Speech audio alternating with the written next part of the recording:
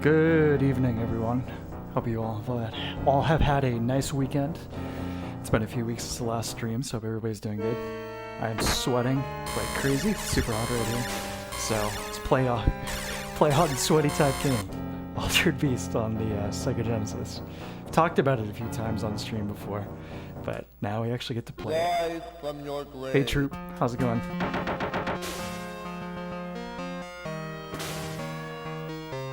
It's one of those days where you get out of the shower and before you can even dry off, you're already sweating again. Yeah, this game is something else, huh? Oh yeah.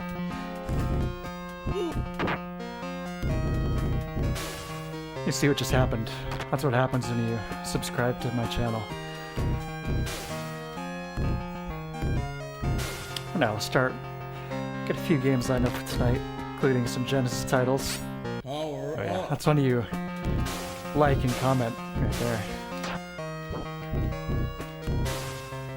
Yeah, this is a strange game.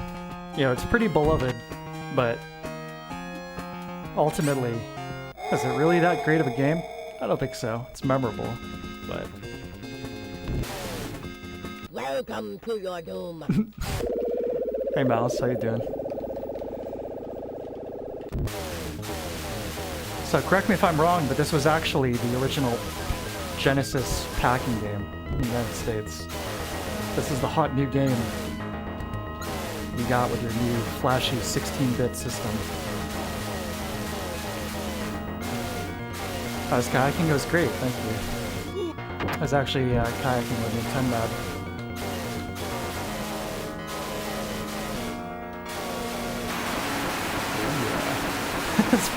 I mean, come on.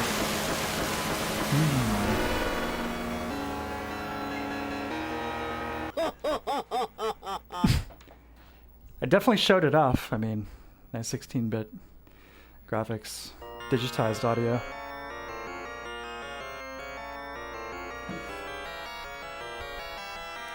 Yeah, a little later, they switched to Sonic the Hedgehog as the packing game. Which is definitely an improvement, I think. I'm not crazy about Sonic, but I do think Sonic 1 is the better game.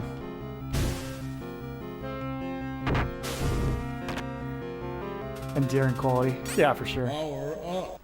Game's loud? Alright, hold on a sec. Yeah, I've got my headphones set to like 15 out of 100. Let me bring that down a little bit. How's that?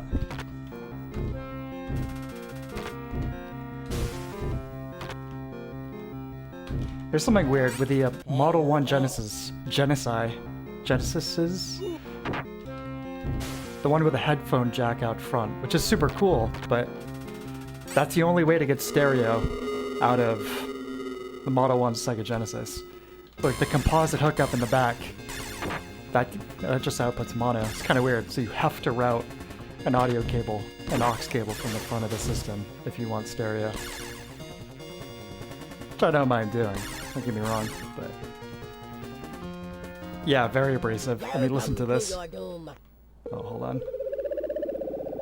Let the smoke clear first and I'll demonstrate. Yeah, that's so obnoxious.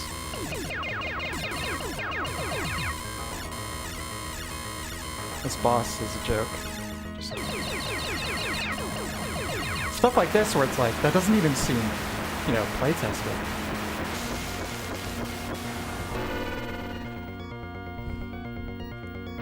Speaking of abrasive sounds, I was maybe thinking of, I was considering adding King of Demons, that Super Nintendo game, Majin U,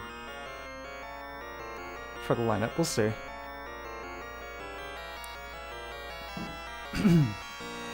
Could go with a theme of buff guys turning into monsters for tonight.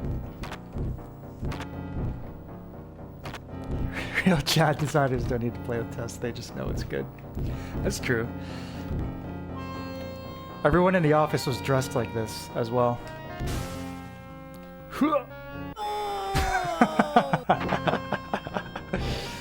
Oh man.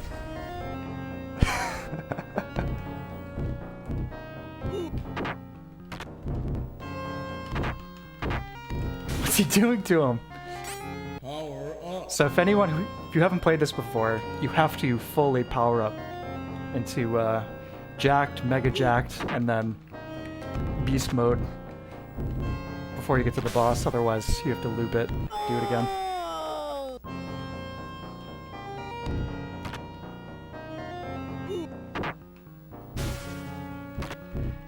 There's actually a Fist of the North Star title on the Genesis that's actually very similar here.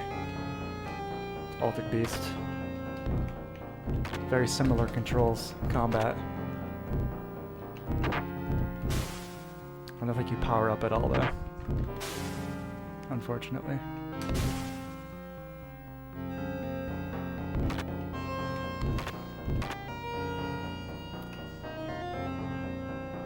Power-ups. So those are definitely the things from Golden Axe there.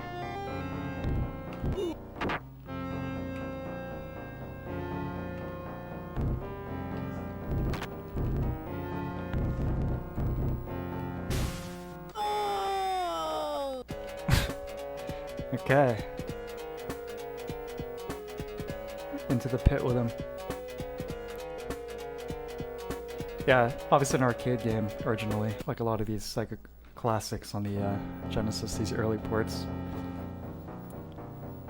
Yeah, I just got my ass kicked. I'll try that one more time. Rise from your grave.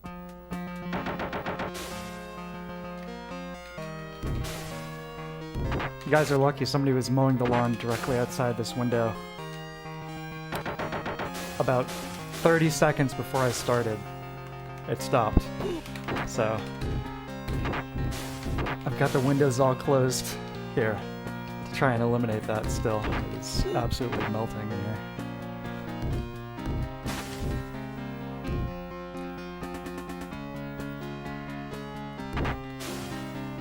Now, the Shinobi game on PS2 is kind of like that. You like fight groups of enemies. You like kill them and they're kind of like stalled in the air, like frozen in animation. And then when you kill the last one in the group, you get a quick little camera cut, cool cinematic camera angle, and they all explode and collapse to the ground.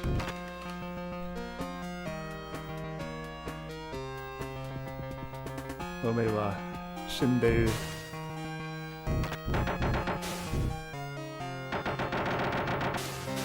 This is not a very long game. If you know what you're doing, you can beat it in about 10 minutes, I think. Maybe 15. So let's see if I can pull it off this time.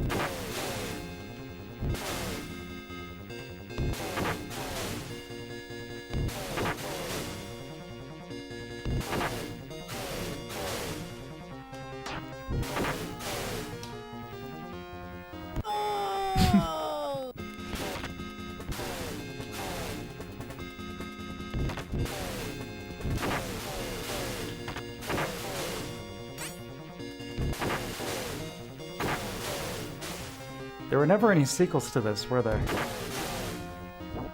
It's kind of its own thing. I think it would have gotten at least one, considering, you know, basically everything else did. Golden Axe. Welcome to your doom.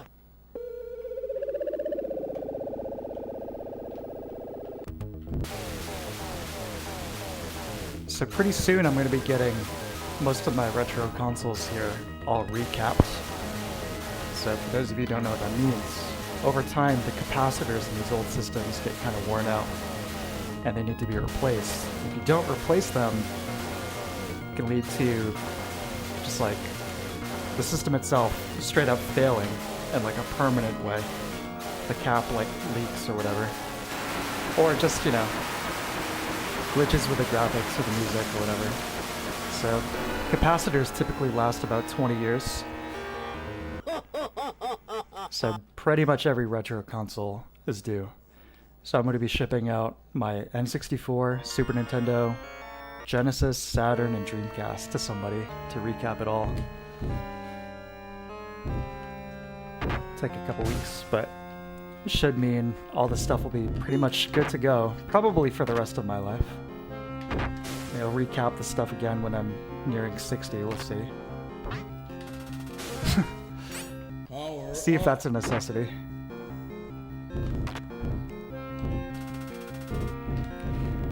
The only thing I'm concerned about is FedEx losing one of these packages. I'm gonna ship it in multiple. Like, I wouldn't dare put it all in one box. But a bit sketchy, considering, you know, not just the systems, but the ODEs or whatever that are installed in half of these now.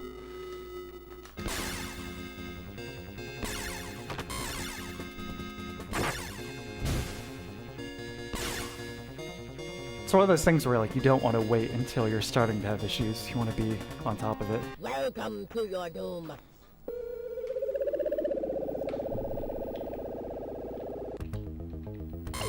Yeah, here we go again. This guy. Just press B.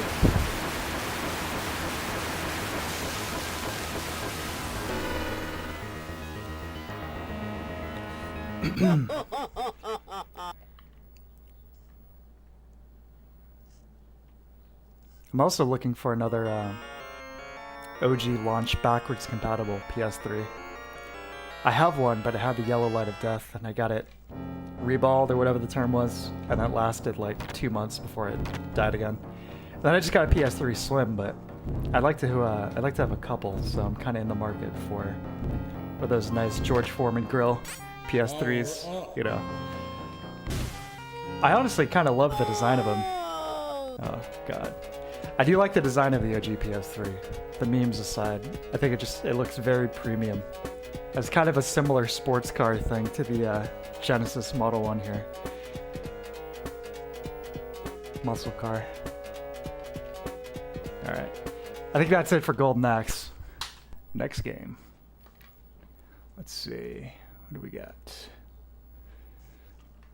Play some good old Sonic the Hedgehog.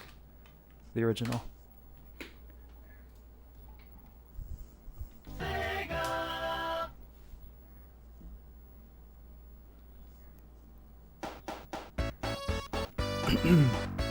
I wouldn't call myself a Sonic fan, but these original Genesis games are definitely solid.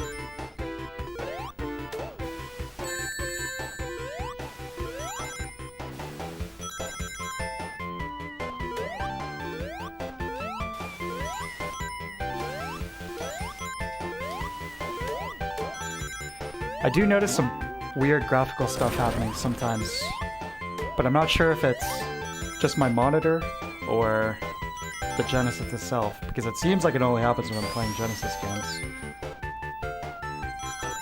So, probably the Genesis, but who knows. Like right here, can you guys see gray stripes in like the black of those mountains to the right of the side of the screen? I'm taking a look in OBS and I can't see it, so... No, I guess it must be just my monitor. Bummer. It's a bit harder to fix than a Genesis. So that's too bad. Unless I worked with a guy who used to fix PS3s and told me how the backwards compatible ones just broke all the time. The fixes only lasted for a few months. Yeah, it's too bad because as like big and, you know, tough as it looks, it seems to be an extremely fragile system.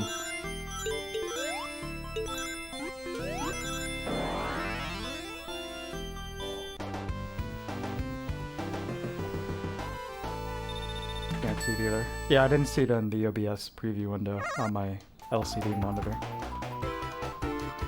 Ain't that a bee? I'd be curious, like I said, I only seem to notice it on Genesis games, though. It's weird.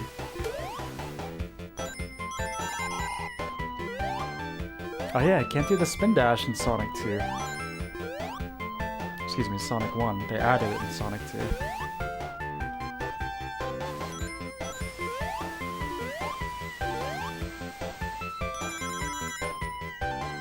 Something to do with a laser? I think it's the heatsink on the GPU inside the PS3. Like, it gets really hot, and then the unleaded thermal paste basically softens, but when it cools, the heatsink, it creates like enough of a displacement where it activates the failsafe on the GPU where it's like, no, this thing's running too hot. I'm not seeing the heatsink, so I'm not going to play any games. Even though it is there, but it's like moved a millimeter or so it's not getting detected. Something like that. It's like one of the things you want to do is keep the system horizontal, which supposedly would help alleviate that because the heatsink would go directly back downwards if that were to happen, rather than having it stand vertically. Which is what my roommate immediately did after I got said PS3 fixed, and it died pretty quickly. Especially with him like watching Netflix on it and then leaving it on all night. That probably didn't help either. It's actually sitting right here. Every once in a while, I'm tempted to just plug it in just to see if, like, for some strange reason, suddenly it's working again. But obviously, it is not.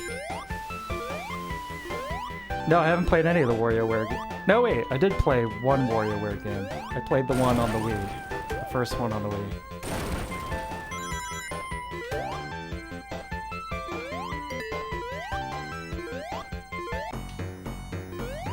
Yeah, it was a great game. It was a lot of fun.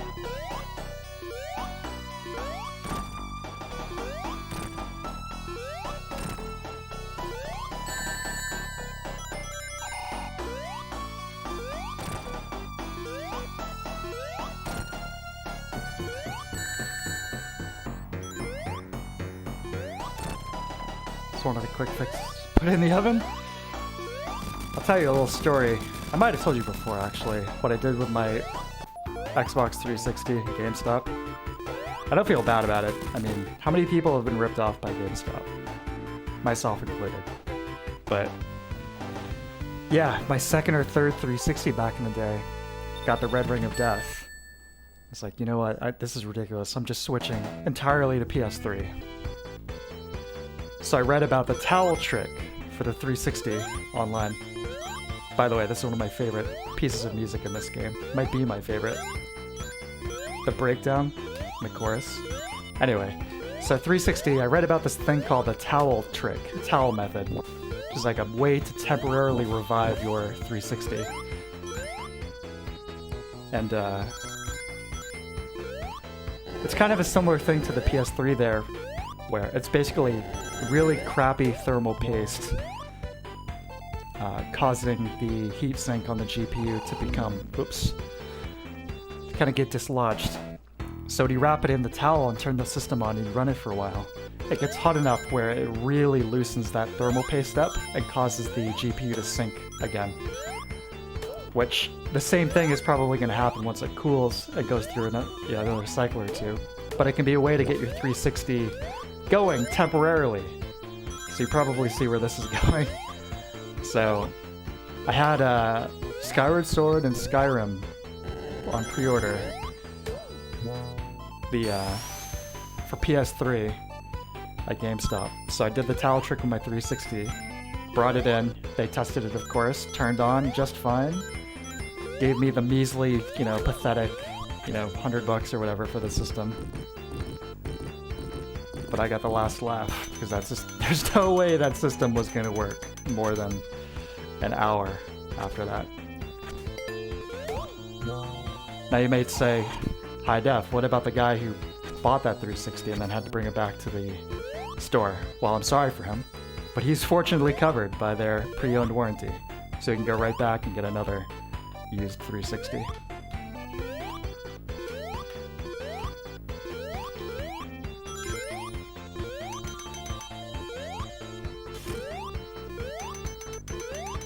Playing Sonic, what's the deal with SA2? I thought the GameCube version was superior, but it seems like I was wrong. Screen appear like tons of missing content and broken graphics. I don't know anything about that, but it doesn't... Oh man. It doesn't surprise me. So I knew the same thing applied to Sonic Adventure 1. All the ports had... Same thing. Missing graphics, missing content or whatever.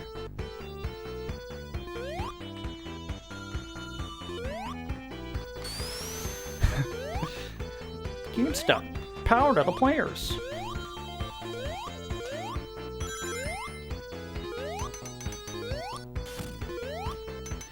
Of course, you could say the joke was still on me because I bought the PS3 version of Skyrim. which has many, many, many, many issues. Yeah, the PS3 version of Skyrim, basically all of those Bethesda games, where the longer you play the game, the larger your save file gets. The longer your load times get until the game straight up becomes unplayable. Like, it will just not load the game anymore. But that's okay. I was kind of losing interest in the game by that point anyway.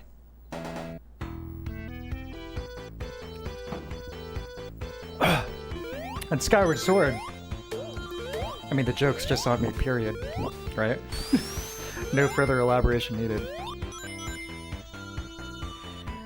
No, I don't think Skyward Sword is a bad game, but I would very, very easily rank it the bottom of 3D Zeldas.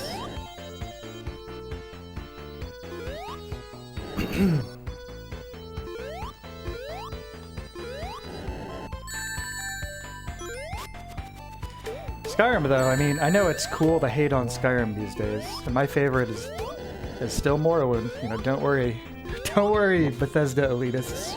My favorite's still Morrowind, but I did enjoy Skyrim quite a bit. You know, now I'm gonna play it. Like the rest of the games, I'm gonna play it with a ton of mods, but it's pretty perfect. I mean, it came out, I remember, you know, pretty legendary release date, 11/11/11. I mean, that's perfect. But when it came out, there was a big snowstorm. It's like, how perfect is that? So, well, you know, I picked it up at night, came home, crashed, and I woke up in the morning. You know, it's like a beautiful, you know, nice flurry snowstorm outside. You know, made a big cup of coffee and played Skyrim. It was super cozy. It's really nice.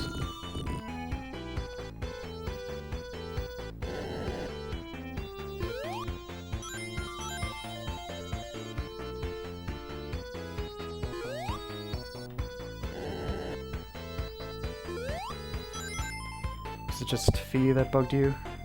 A lot of things bugged me about Skyward Sword. Her whole character bugged me a lot, but the basic gameplay loop I wasn't into at all. I thought it was a really big missed opportunity with quite a few of the motion controls, like the combat. Like the aiming and stuff is obviously fantastic, but that was already in Twilight Princess. The gyro stuff with the beetle was cool. But when it came to the sword fighting, you've got the great idea of basically one-to-one sword control, except when you swing the sword, it's mapped to one of the 8 directions. Which is fine, you know. That's not so bad. But my issue is that so many of the enemies are then built in ways where it's like, like really arbitrary. Like they're coming at you with a shield that for some reason has like a slit cut through it. So it's like, okay, you have to attack the enemy in this direction. I don't know. The fact that there were really only 3 biomes in the game that you kept going back to. Oh, where am I going here? Yeah.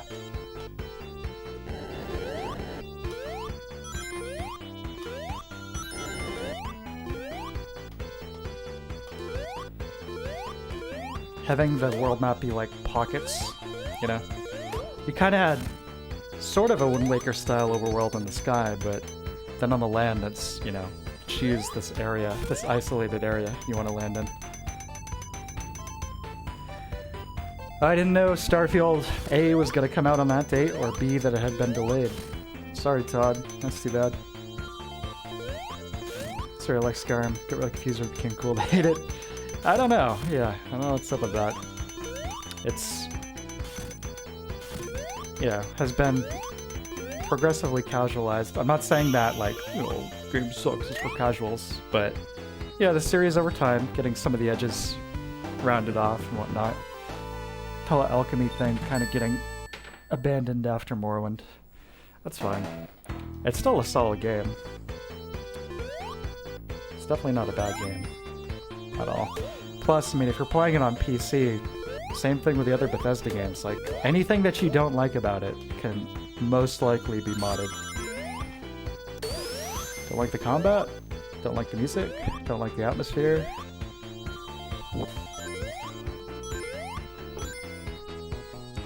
Supposedly the Switch HD version fixed quite a few issues. Good luck Hunter to know. Yeah, I'm sure it does. I'm not sure if I would ever be interested in giving another shot, but maybe. Never say never. The Twilight Princess HD version definitely fixed quite a few really nice things. Like the insanely slow climbing speed.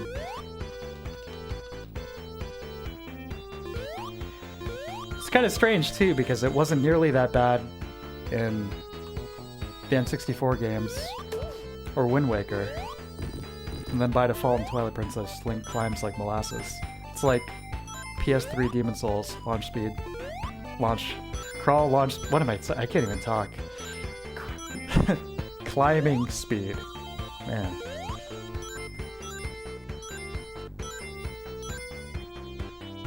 Yeah, things like that, the bug hunt sections, which I think are definitely the low point of that game.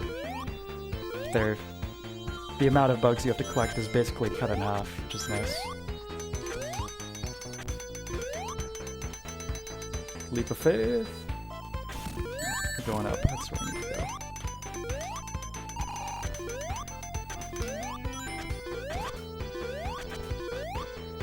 This level is quite a bit larger than I remember it being.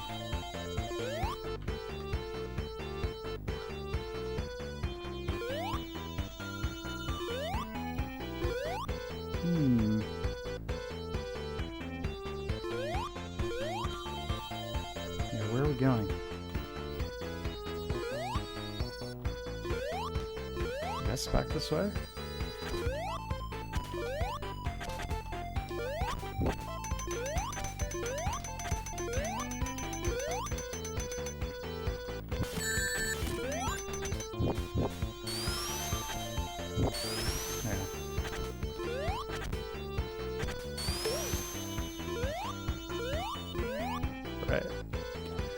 So Todd was insistent in launch the other day. Rumors Phil Spencer wasn't happy with the quality, likely buggy as hell. Good. It's like finally somebody can step up to Todd. They can stand up to Todd. I know he's a pretty scary guy, but somebody had to do it. Todd, you can't keep doing this. These games are too damn buggy. Had some interns tell me the 2077 situation if it stuck to you. Yeah. Sure nobody wants that, right? Other than maybe Kirby Cat. I don't think he'd mind.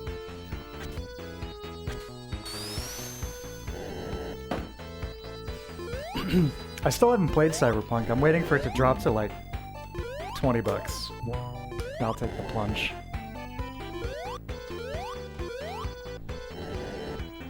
$20 and make it the primo version, completely patched and all sorted out and ready to go. Everything that was supposed to be in there. All reasonable bugs fixed. It's my dog Max barking out there. You can hear him.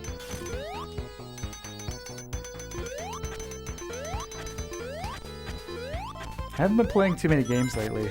This is the first time I've been gaming a little bit.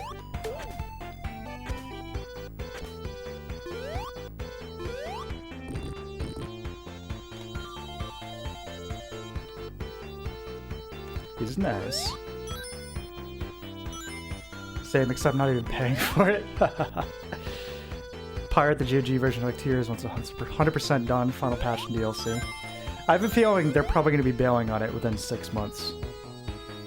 They're starting to gear up development for The Witcher 4. And also putting out the Ultimate HD edition of The Witcher 3. Whatever that's going to be. Supposedly that's going to be using a fan-made HD texture pack. According to something I read. CD Projekt Red. Which if that's true, I hope they are paying the guy well. So I was gonna wait. I've been thinking about replaying The Witcher 3. I was going to wait until this like super HD ray tracing version or whatever was available. And I looked into it. And it's like, oh, the texture pack is just going to be the one that's been available on the Nexus now for the last like 2 years. Oh.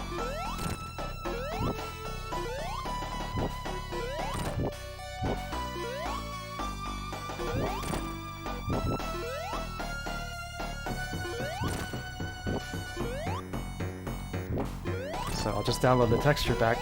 I can live without ray tracing in Witcher 3. You know, it's been a revelation to be able to launch that game on this computer, maxed out graphics with the Ultra HD texture pack, running it at 4K 60, after initially playing it on the PS4 at 1080p 30 FPS. And seeing it like that is like a godsend. It's like literal rays of light coming out of my computer and bathing me. My son, enjoy the PC experience. So, to incorporate ray tracing back into that and then like take a hammer to the kneecaps of my computer, like you're going back to 1080p, sonny boy. No! See, Sonic, he couldn't bear the thought. Yeah, anyway. True. Yeah, probably a big DLC. Yeah, you're probably right. That will probably blow the base game away. Is The Witcher 3 good? Oh yeah. I thought it was a great game. I really, really enjoyed it. I've been thinking about it a lot recently, actually. I think I'm going to be doing another playthrough of that soon. Alright, next game. I think you asked me about this last time, Troop. Contra Hardcore. Let's check it out. Yeah, Witcher 3, I think, is one of the best open world games ever made. It has an amazing soundtrack, one of my favorites of all time. Really, really beautiful graphics. Unlike most of these games, there is actually quite a bit of decision making and impact your choices make, you know. It's not like BioWare, modern BioWare, I should say.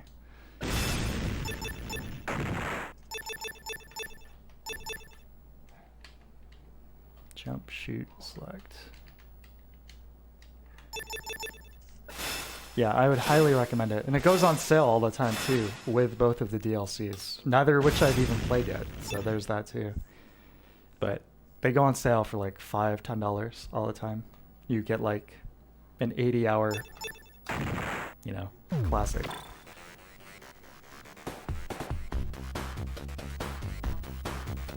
So Contra Hardcore, you get 4 playable characters.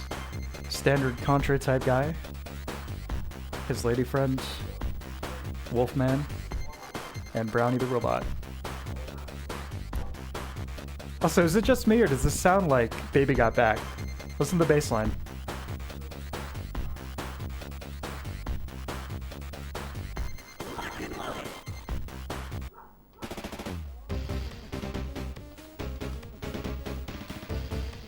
Playing the Japanese version here because, as the name suggests, this game is quite hardcore. The Japanese version actually gives you a life meter.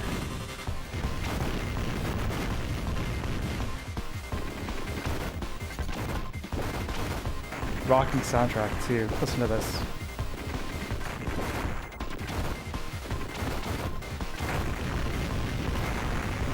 Let me know if I need to turn this one up a little bit. It seems a little quieter than the last few.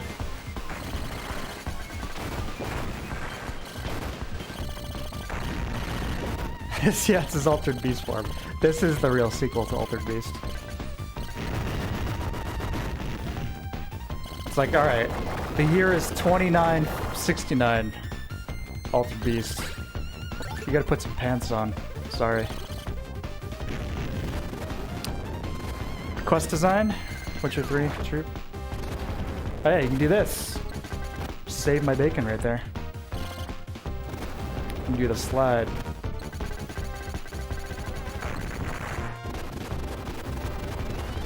This is so over the top. I love it. Yes. Red ring bar. Yeah. Whenever I play, you can turn a lot of that stuff off. And I immediately do.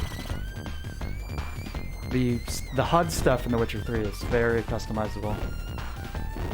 Yeah. All the objectives on screen, the huge mini-map, you can turn all that stuff off. Pretty modular, which is good. Plus, like the Bethesda stuff, you've got mods too, where if you can't get it just how you like it, there's probably a mod out there that will get you.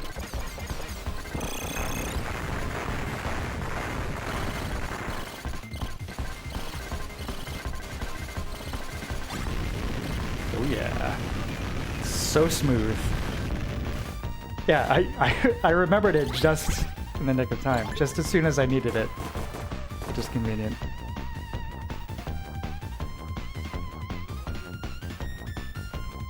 I get the timing here.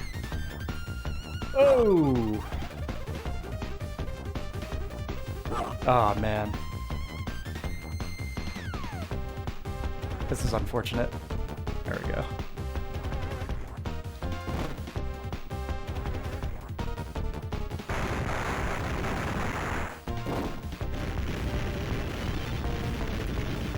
Open world, problem with urgency. I think it's a worthwhile trade-off. It's like you can focus just on the main quest line stuff if you'd like to, but you can also do the other silly stuff, like the frog pan, or the thing with the goat. So like resolving the relationships with Yennefer. That was really nice. One of the reasons, the only reason I'm hesitant to play the game again is because I got the perfect ending when I was playing through it last time. It was everything I wanted. You know what I mean? It's like, I wouldn't want to play it in another way and not get that ending. So I'd have to play it the same way, make the same choices.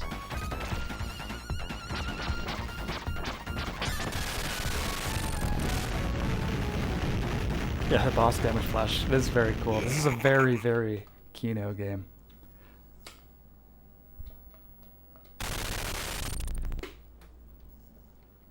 What are we gonna do? I'm gonna chase him. Actually, yeah, we'll chase him. Some really cool levels. There's a lot of different routes in this game. Different stages you can do. Yeah, I'm saying Kino now. It's all thanks to you guys.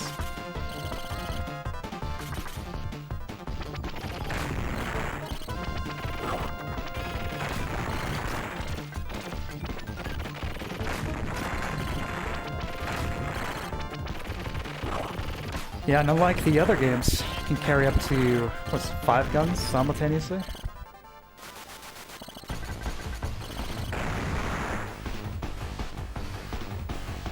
Yeah, beautiful game. Beautiful sprite art. I've recommended the site before, but it's a site called shmuplations.com. And it's a translator who does lots of interviews for what were previously Japanese-only interviews with game developers, game designers, and whatnot. A lot of really great reads on there. There's one with the devs of this game talking about it. It's like, we knew they were all fresh to the Contra series, I think. I don't think any of them had worked on a Contra game before. We knew the legacy, and we knew, you know, how well received Contra 3 was on the Super Nintendo, or Super Famicom, I guess would be more accurate. It's like, we really wanted to show our stuff. We really wanted to make the most, like, over-the-top, flashy, exciting Contra game possible.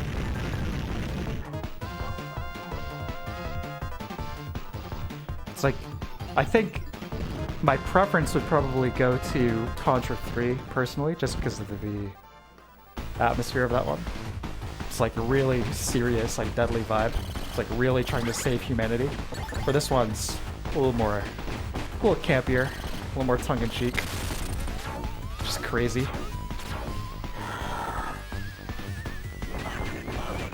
But I do love it. Say these two, this and Contra 3 are definitely my favorites.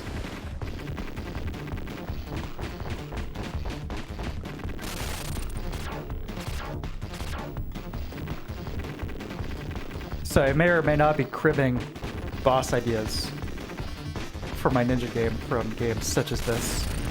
So keep an eye out. Oh, this is, I mean, look at this. This is fantastic. It's like, okay, we don't have Mode 7 on the Sega Genesis, but so what? We're gonna still do some really cool effects. This is really impressive.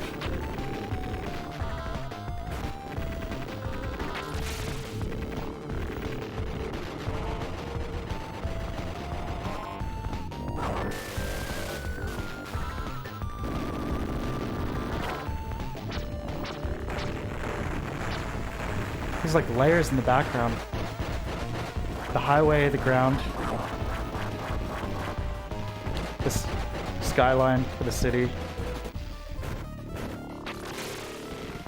Really, really awesome. No slowdown either. Rock solid 60 FPS the whole time.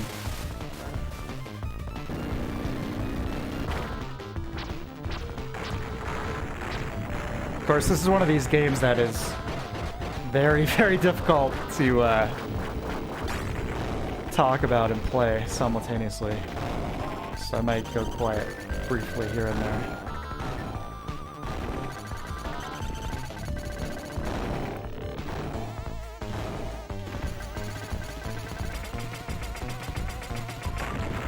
Boom.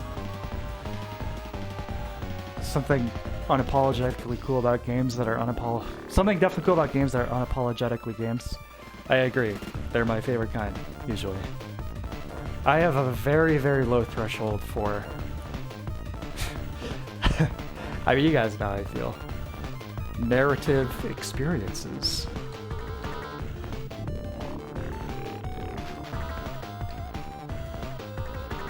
Whether that's A, the kind of game where I feel like somebody's just spilling his live journal guts out with no gameplay, or B, stuff like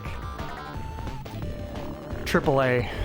There's a million things happening on screen, like the entire city is disintegrating, buildings are collapsing, planes are crashing, everything is exploding. Your character is jumping from rubble to rubble, swinging off a helicopter rope, but in terms of gameplay, what that amounts to is holding up on the analog stick. I have no patience for that stuff whatsoever.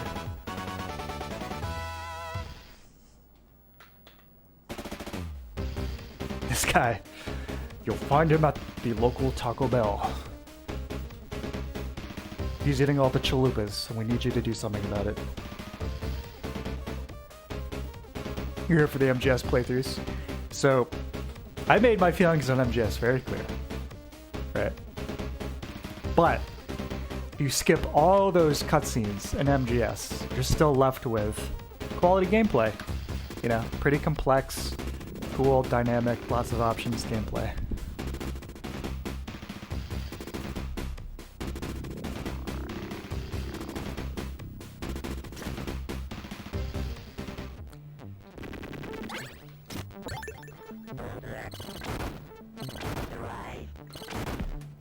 Usually get stuck on that boss, so we'll see how I do. It's pretty crazy. Just based on his little portrait there, you're probably expecting him to be operating some kind of like big robot or some kind of like, you know, macho machine, but no, something very, very different.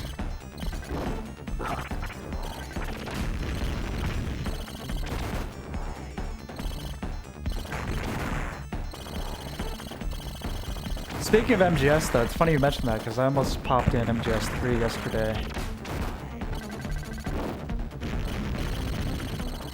And Ted, Mad, and me, we've been hanging out a lot the last few days. We were kayaking today and then hanging out last night. Hiking and whatnot. But we got back, it's like, oh, let's play something. We ended up just playing Ninja Gaiden Black.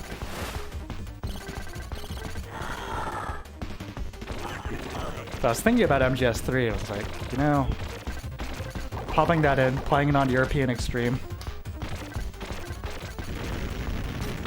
Good time. You know, like I said, probably skip the cutscenes most playthroughs, but gameplay is good. Good gameplay, there's no doubt about that.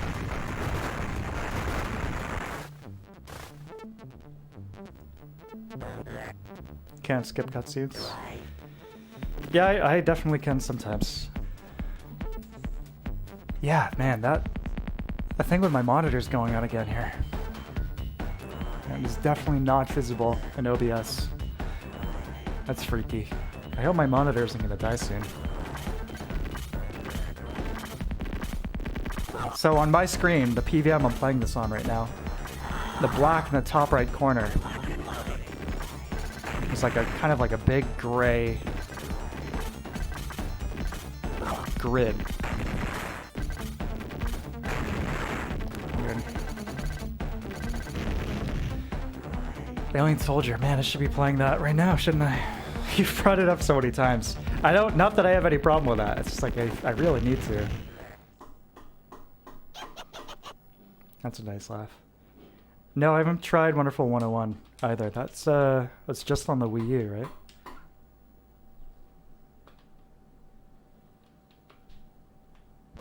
Did they give us a port to the Switch?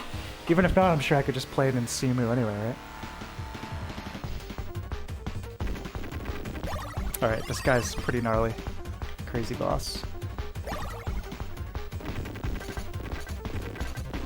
Found him, the Zodiac Killer.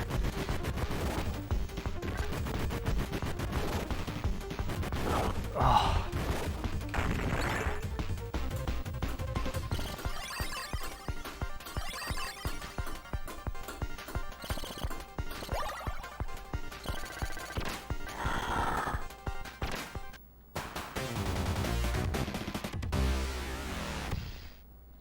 Did I show off my 6 skills for him? Oh yeah. I showed him who was the Master Ninja. And who was the Ninja Dog. Had a port to Steam, though, for 101. Interesting. Okay. I'll add that to wish list.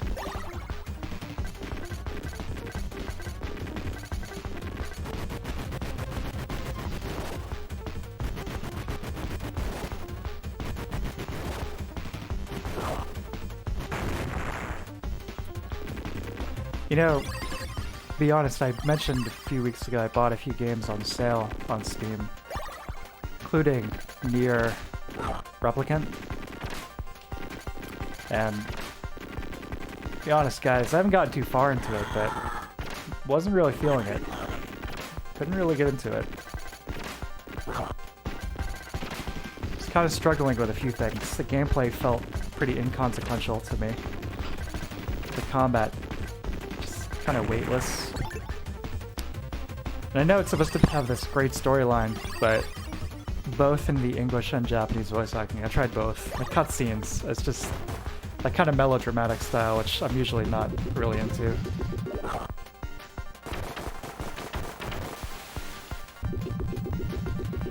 Like the guy's little sister, you know, she looks like she's probably like in her early teens, right? But she's got the like infantile thing going on. Like, ooh, big brother. You know, just kind of like speaking like a toddler or something, you know? Like I understand that's kind of a trope, a lot of Japanese media, but maybe not what I'm necessarily into. Soundtrack was good. Give it that for sure.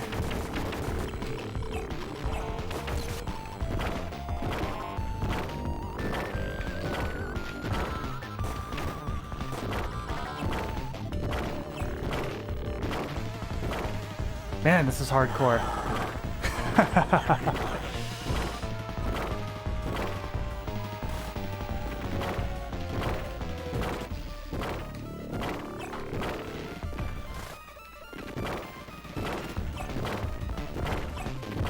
This is... holy cow, this is difficult. It's like, I can only hit him. Jump a little bit here.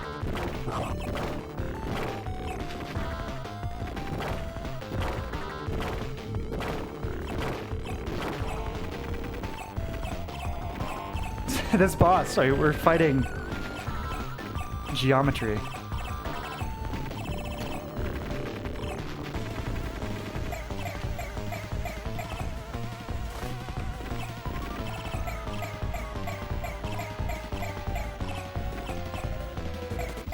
So one advantage the Super Nintendo controller has, having that quick and easy shot toggle, you know?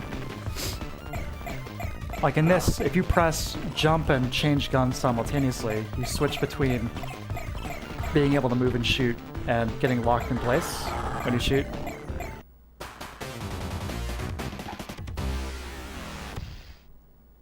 This is a little weird, artificial feeling.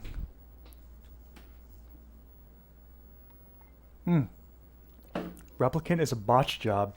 Visuals and OST big time screwed. Really? Okay. Protagonist of the original Western version. Yeah, I'm aware that there were two protagonists. You know, if I could choose, I would definitely go with Palpanier, for sure.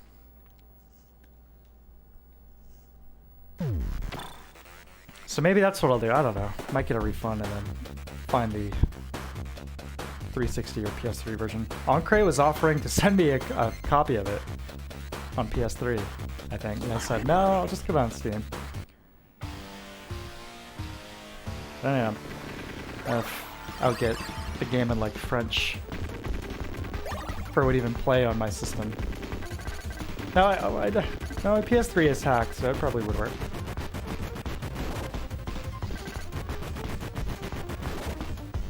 I'm gonna give this guy one more try, his boss.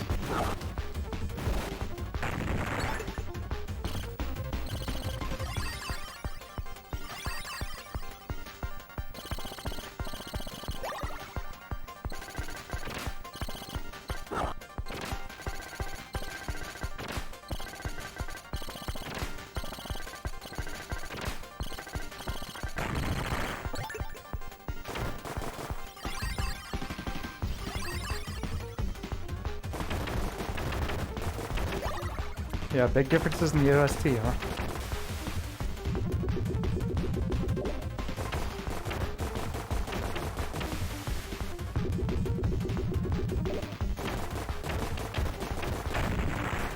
This is a really cool background here.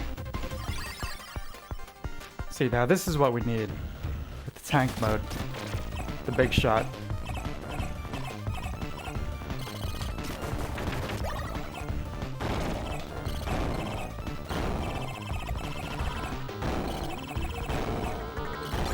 There's so much going on, and there's zero slowdown in this game. Like, all the stuff that's happening on screen right now. All of these different pieces moving, rotating.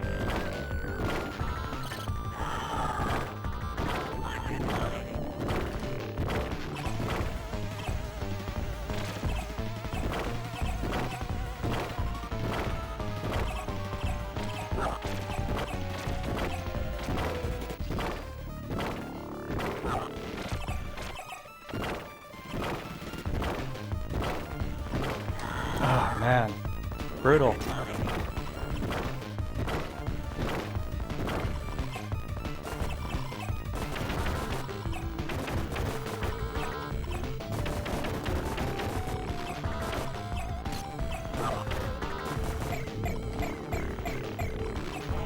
So I'm thinking you might actually have iframes while you're doing that little roll there, that little ground dash.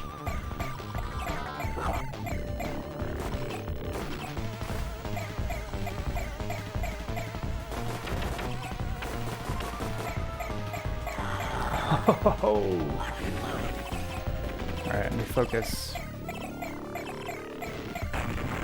Oh! Could that be it? Yes! Thank goodness. Yeah, there's that effect though on my screen. It's like a big gradient going like basically the last quarter, right?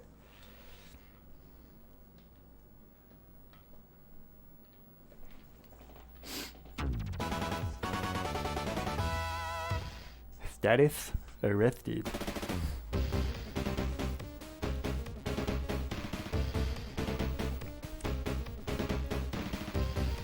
Ray, your next target is Tony Iommi. Black Sabbath won't release another album. It's your job to make it happen. Yeah, I think the idea is he's like trapped you in some kind of virtual reality there. You're fighting your way out. Beyond the storyline stuff, though, and Nier Replicant, like I said, the gameplay said the thing where I feel like my character is doing, you know, like a million moves. He's like jumping, flipping all around, you know, slashing the hell out of all the enemies. It just kind of, in a roundabout way, feels kind of like inconsequential. Like there's not really much impact on like what's happening. I don't know, we'll see what happens. I know it's a really well-loved game, so I don't want to give up on it too quick. Oh my god.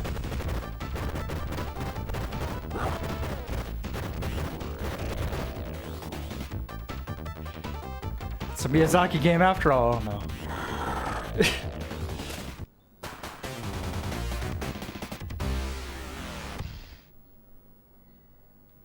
Infinite continues? Let's try another character. Let's try Wolfman. It's payback time. Oh yeah.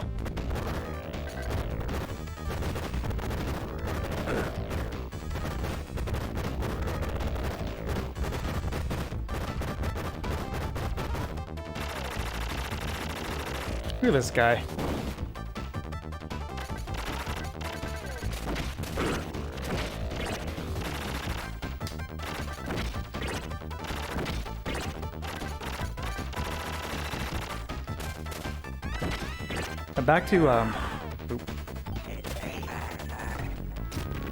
Back to Ninja Gaiden though. Yeah, he hadn't played it before, so he started a file on normal. That game. It's so good, man. It is such a masterpiece. I remember playing through normal and thinking, it's like, okay, this game is ridiculous. How could I ever beat it on hard? Much less these higher difficulties. And then you keep playing it. You keep getting better and better and better and better. And the feeling of skill escalation is just insanity. So it's like this, going back to normal mode, you know, playing through that. This is awesome. Look at this guy. Oh man, this is awesome. Look at this.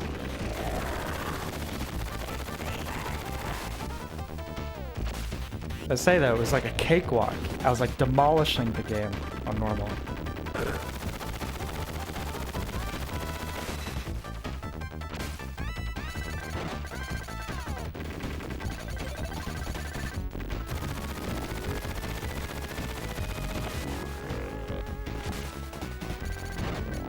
This is a great boss.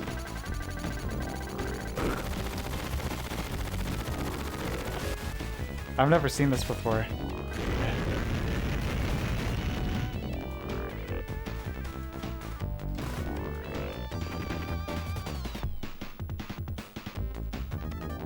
Great soundtrack too. Oh my god, look at him. Oh, I love it. Dinosaur. He's a good boy.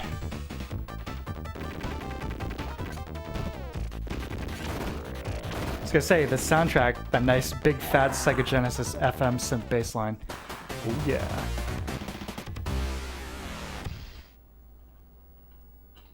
Similar to Automata, where you have to be prepared to beat it a few times. Yeah, I've heard about that. Lots of different endings. Original Nier doesn't change much of anything between playthroughs, unlike Automata though.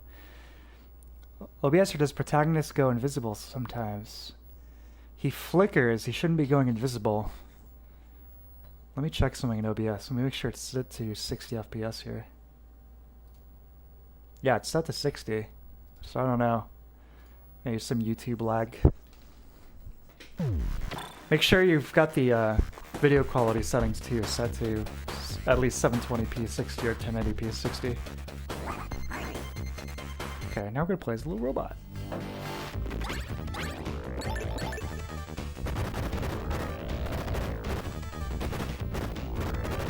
Look at his little legs. That's wonderful.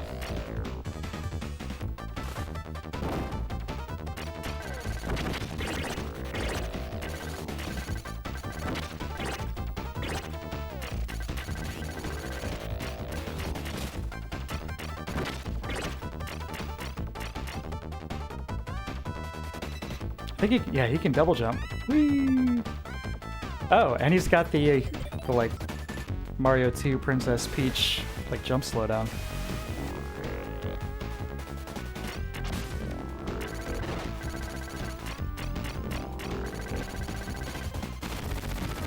At 480p? Oh yeah, that'll do it.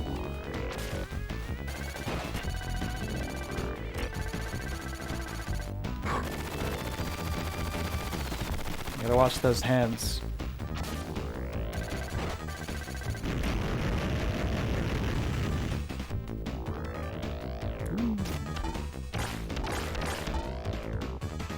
Those legs. Oh boy.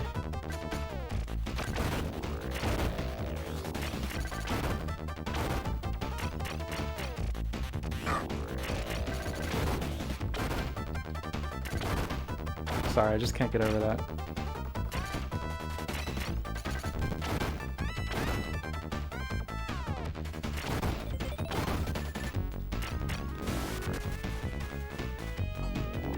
Alright, you moved, Troop. I forgot about that. How's your new place other than the internet?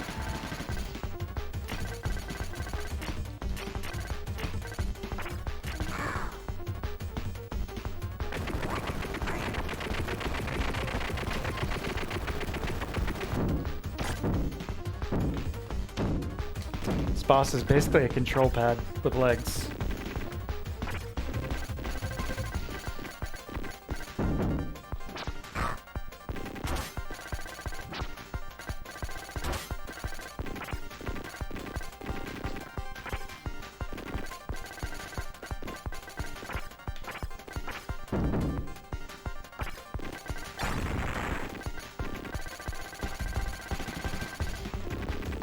Oh, not over yet.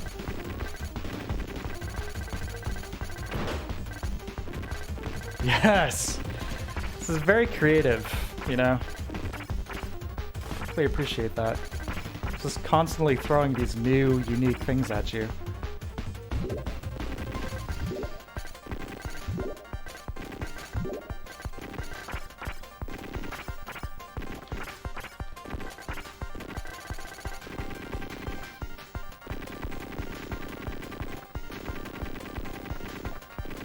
It's okay if the game is only a few hours long if it has replay value. And you're getting fresh stuff the whole way through, in my opinion. Just keep mixing it up. The same basic gameplay, but constantly throwing new stuff at you. Challenges, new enemies. Yeah, Blazing Chrome, I actually played that when it came out. It's really good. They did a great job. Yeah, Brownie's got all the weird weapons.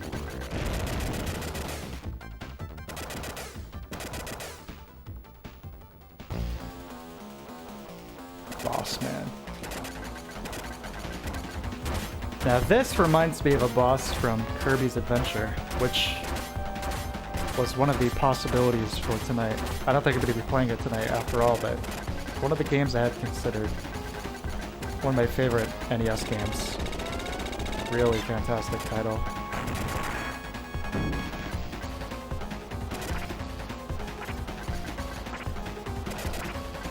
Yeah, a boss not quite this complex, but a similar kind of idea. Similar concept.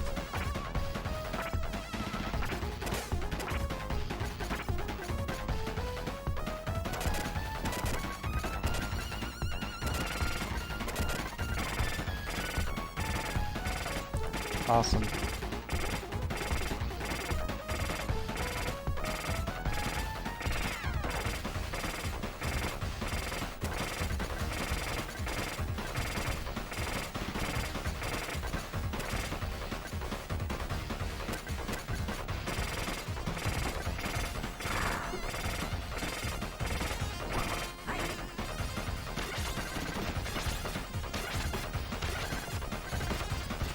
Kind of a nice evolution of those segments from Contra 3, the climbing bits. Taking advantage of the verticality element and the different mode of traversal. It's really well done.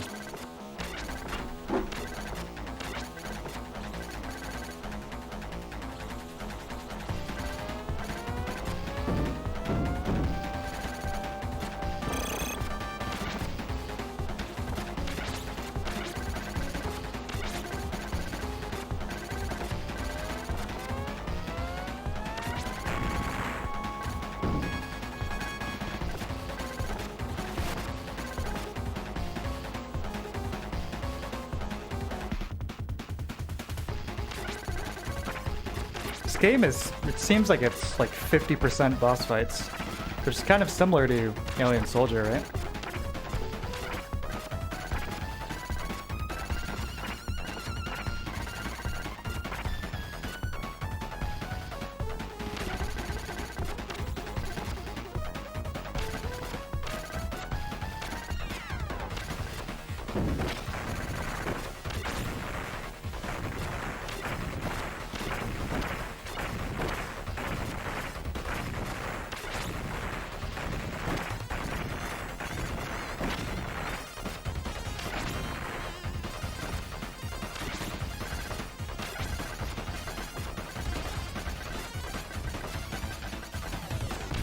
Oh, interesting. Look at this. It's like elasticity based on me shooting him. That's kind of looking a little funky based on the kind of weapon I'm using here, but...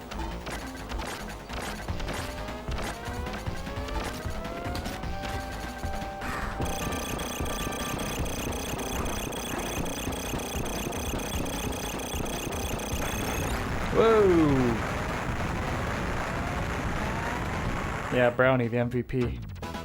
Oh yeah. Oh, a few comments here. Hotline Miami is probably the game I've played through the most. Yeah, it's kind of the same gameplay with varieties throughout. Yeah, I've played a bit of Hotline Miami, but a friend of mine and roommate I had a few years ago was a huge fan of that. He was playing that constantly. So he was, right, we'd be chilling in the living room, he'd be playing it, and I'd be giving him having no idea, just like bullshitting him, giving him like strats. But that definitely seemed like a cool game. So arguing about replay value, someone on V a few days ago, Fool's Error, I said how the best way to have replay value is literally be a game. Yeah, exactly. Inside and Tropical Freeze like 5 times each, not exactly RPGs. Yeah, that's at the end of the day, if the game's not fun, then why bother? Uh-oh.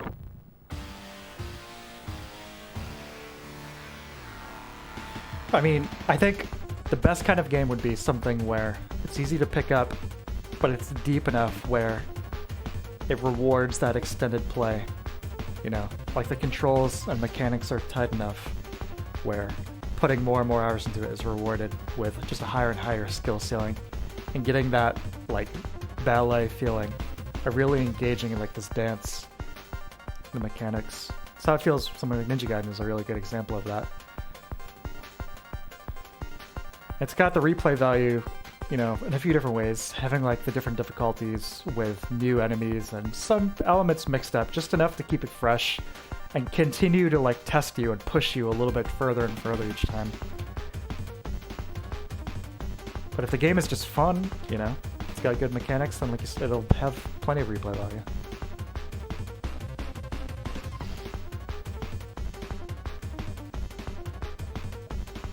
So... the trade-off, of course, here, playing the Japanese version. I believe he's asking you at this point whether or not you want to join him. So you can get a bad ending right here, I think. I know that happens at some point in this game. You can agree to join the enemy. So we're going to choose whatever option 1 is.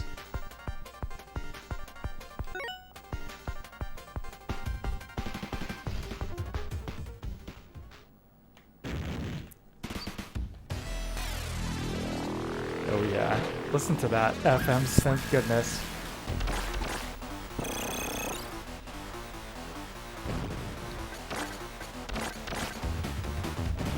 How cool of a concept is this? He's fusing enemies together to create new ones for you to fight. This is so fantastic. It's very creative.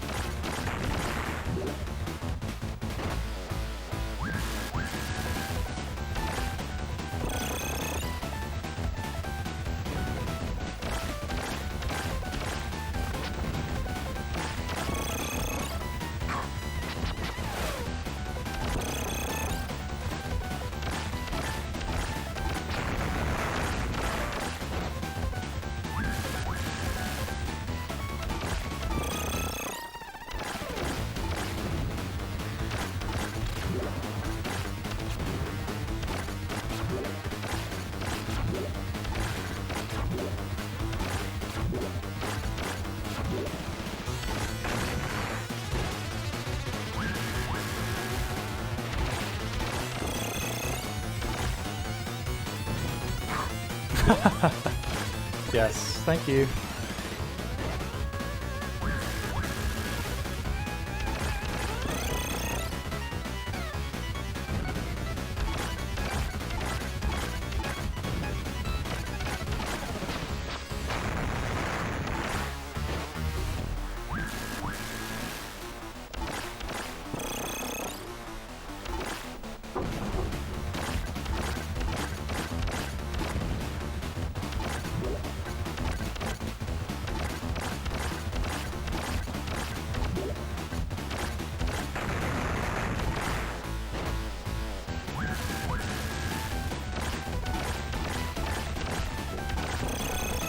Oh, the system! What's happening? Oh. I was looking at chat, that's what was happening. Whoops. Oh. Yeah, I gotta see what's next. Looks like the flower was starting to eat the scientists, so yeah, we gotta see. Tetris is the perfect game? You might be right. It's funny how old games like this are impressive with the small details, creative little quirks. Exactly. Boss chase. Sometimes the constant variation is very inspiring to me. I really like that a lot. Yeah, you don't need incredible AAA graphics to do fun, creative stuff.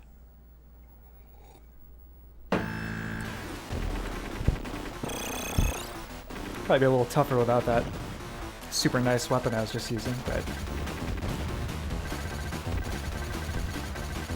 make it happen.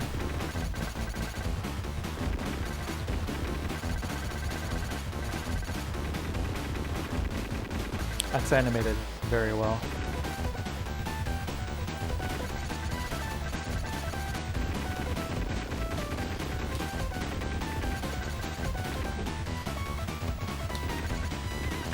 Brownie definitely seems to be a bit easier than the other characters. His huge double jump, the slow descent, you hold jump on the way down. His smaller hitbox.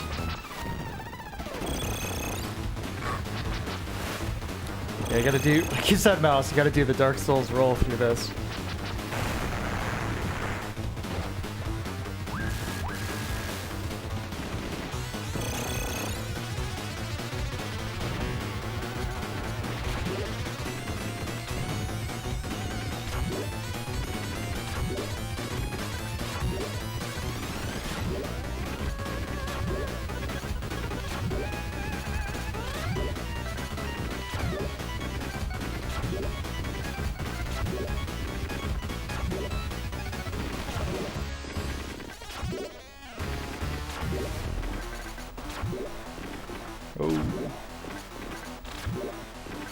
His weapons, too, seem to be largely very good.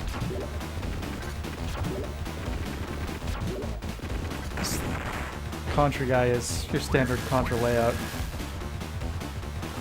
Wolf guy is kind of more esoteric, weirder stuff.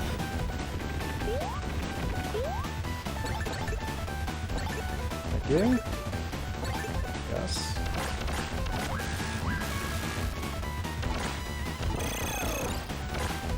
Brownie here. Champ.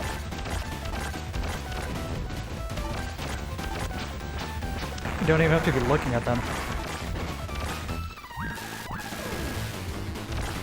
Zero Ranger color palette. Not sure what that means.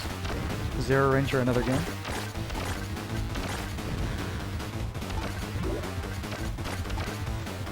Whoa!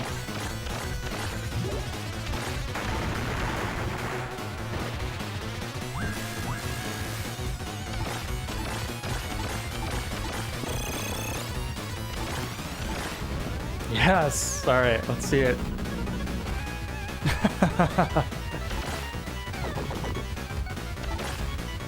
Awesome. Whoa! Look at this! That was awesome.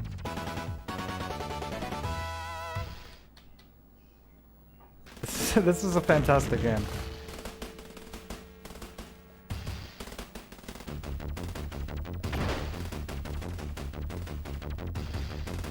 Soaring projectiles at the teal. Indie shmup. Cool. I've been playing more of those lately. Got definitely a burgeoning interest in the genre.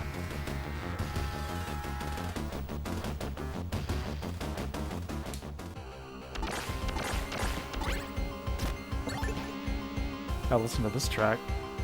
It's kind of has the Metal Gear 2 on the MSX type vibe.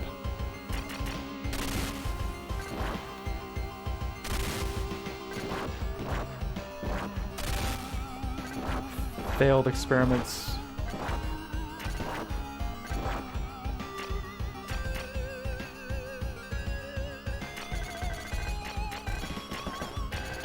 Yeah, I was just thinking, this game has more of its own visual identity compared to the NES and Super Nintendo game. Not leaning so hard on the aliens references, you know? I haven't seen anything that looks like a xenomorph or a facehugger yet. So I guess some credit should be given for that, right?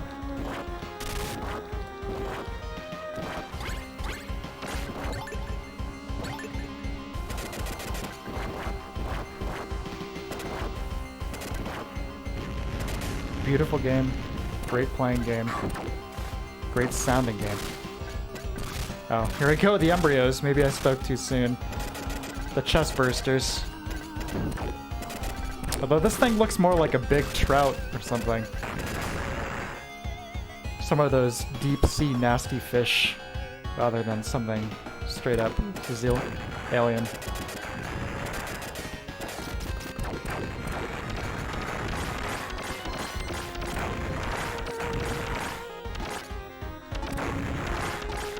Yeah, just more post-apocalyptic shmup. Alien.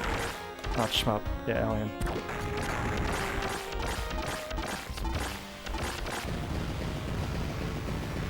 This room is starting to get the classic endgame Contra vibe, though, for sure.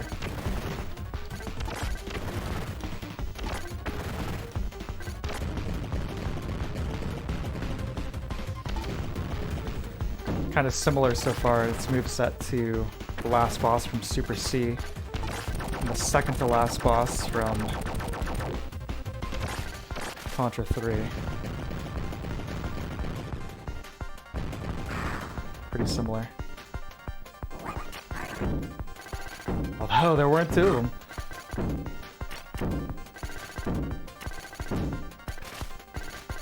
The palette shifting as you're shooting them is a consistent, really nice touch.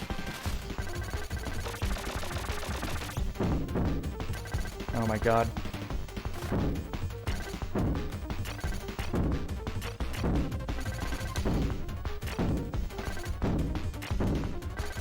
Yeah, I wonder if the dash has iframes in the US version. 'Cause that makes it quite a bit easier.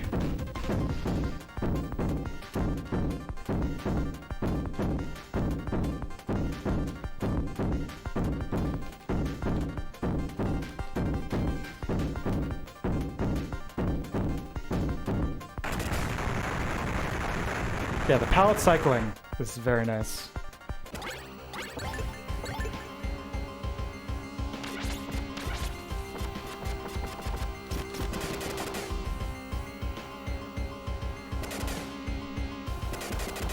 Yeah, this definitely seems like endgame territory here.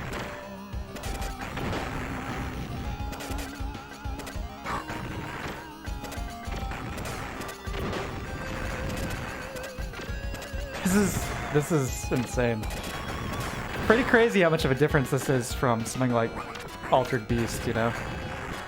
Playing that at first. How like tame and basic that is. Not to say it doesn't have its own appeal, but just compared to like the lunacy of this game.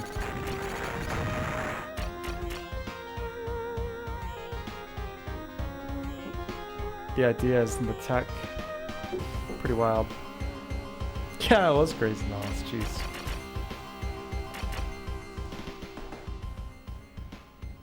Yeah, this seems... Oh? Oh my god! Holy shit, look at this. This is so good.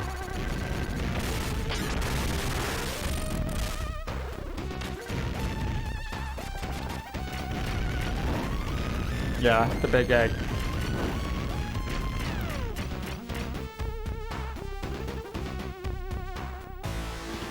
Woo.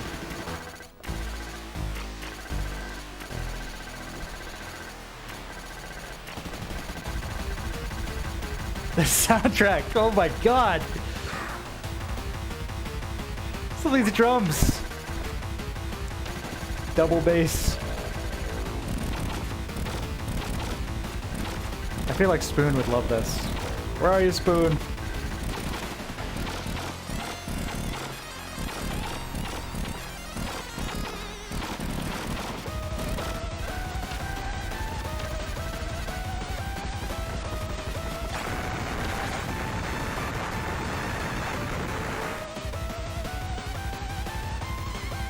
That double bass is incredible.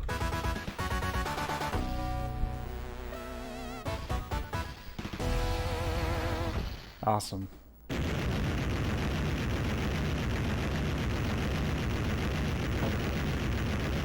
Kind of regret watching this. This stuff is sick. We'll have to play it.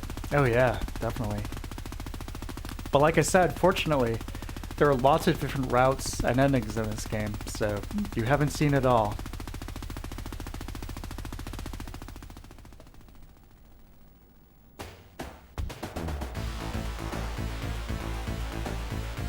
This music is so good. Sorry to sound like a broken record here, but oh my god. This music. I love this.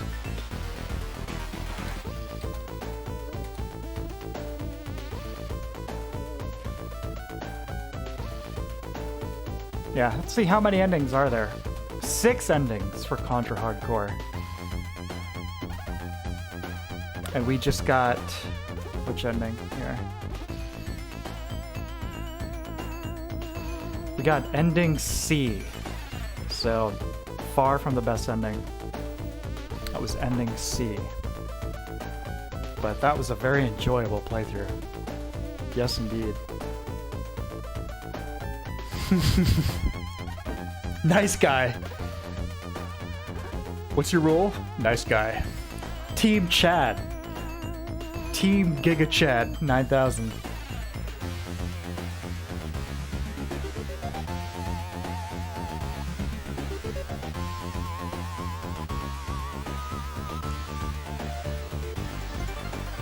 I love both the SNES and the Genesis sound chips.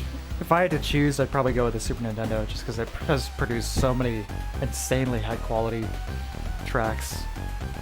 The Genesis did too, though. I mean, listen to stuff like this, and it's like you couldn't have done this on the Super Nintendo. But you also couldn't have done something like the Donkey Kong Country soundtrack on the Genesis. So, you know, kind of apples and oranges, right?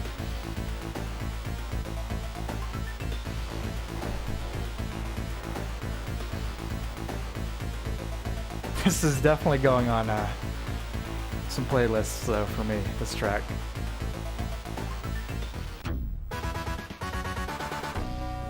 Gym playlist.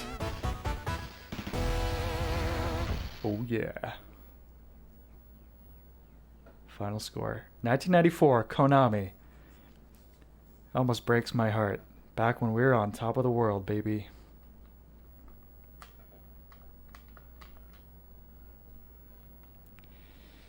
Ah, man. Okay, wow. That was fantastic. Speaking of incredible soundtracks, I'm going to switch to the next game here now. What a gym playlist. It's a playlist I listen to when I eat Slim Jims, brother. Oh, yeah. So this next game I'm going to boot up here. I played this around Halloween last year, and great game. I didn't get very far. It's a pinball game, but in my opinion, probably the coolest pinball game ever made. I won't play it too long because, you know, I don't think watching pinball is probably the most exciting thing. But the soundtrack is out of this world.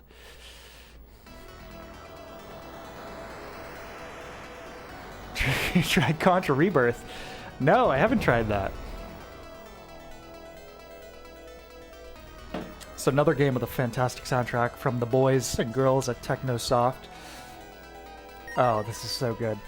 So this game, when it was released in the United States, was retitled Dragon's Crush. And they got rid of the overly satanic imagery. They got rid of the pentagrams. But just check this out. Hold on, let me check the volume on this. That looks a little quiet. Let me turn this up a notch.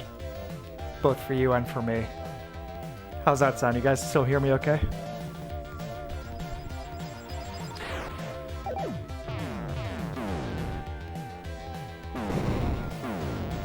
I want to show you some of the bonus rooms. Yeah, listen to the soundtrack.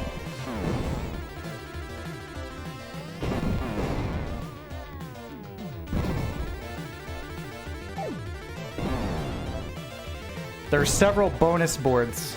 That's what I want to show you guys.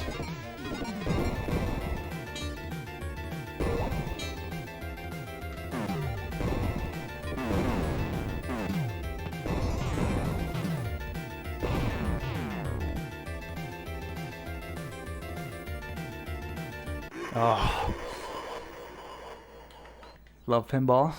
Good. Now, if you play this game for more than 66 minutes and 6 seconds, your brain explodes and leaks out of your ears. That's just how it is. This is the room I wanted to show you, Malice, last time. Look at this.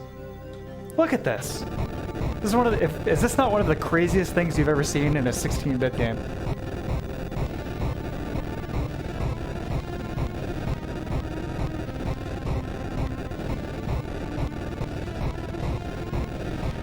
These bonus boards are basically multi-stage boss fights, too.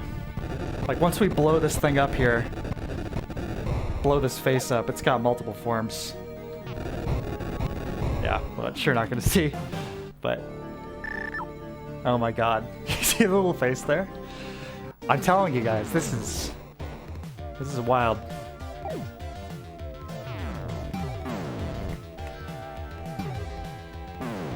Sounds fantastic.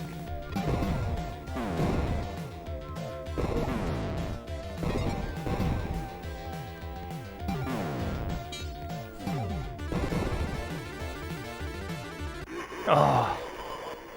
If you ever get a Sega Genesis, though, look into what model you're purchasing, because even between the obvious revisions of the system, there's multiple different audio chips that shipped with the different Genesises, and you want to make sure you get one of the good ones, because it can go from sounding incredible, like this, and the Contra stuff we were just listening to really bad. So you want to make sure you get one of the good ones. But yeah, basically those pentagrams are all teleporters to the different boss rooms. So the object of the game, beyond just the high score, is getting in there and killing all those bosses.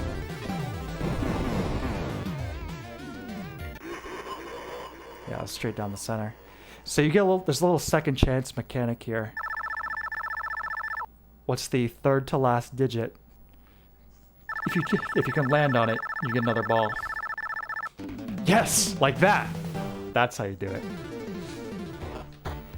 This piece of music you're hearing too goes on for about 4 minutes before it loops, including a bit which is very, very clearly inspired by Master of Puppets by Metallica, but hey, it's a great 16-bit rendition, alright?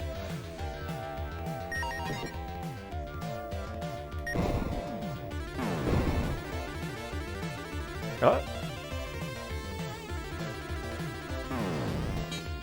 Thank God for tilt, huh? Alright. Give it another shot.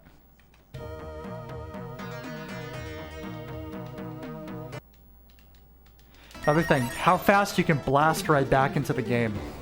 This is a real gamer's game. They knew.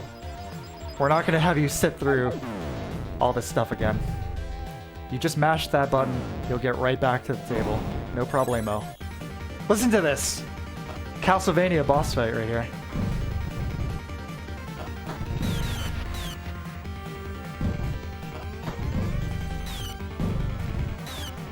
Oh, man. Well, you got to hear it for a sec. One of the coolest soundtracks on the system, for sure.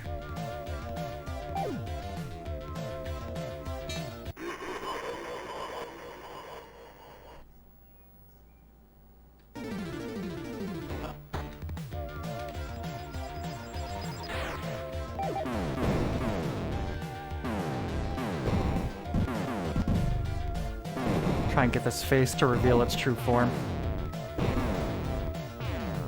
Oh, here we go. Another one. They all have different themes too, these boss rooms. They all function differently, which is cool.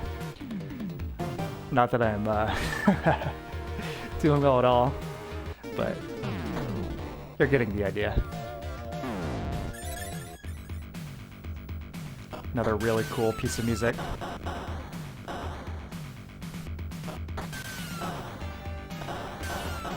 Listen to this for a sec.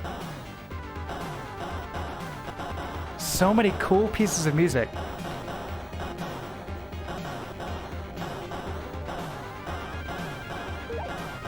Is this game fair?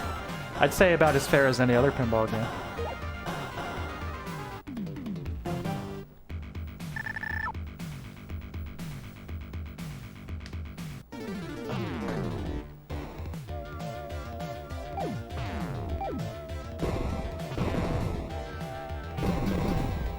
Yes. Oh no.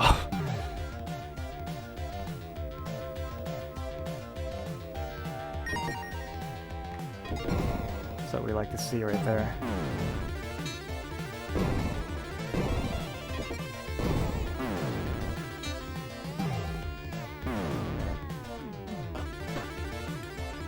See the pinball Metroidvania game Yoku's Island Express. No, I have not.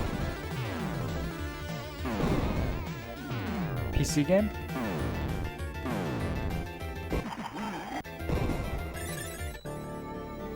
Oh, here we go. Spook Lord again.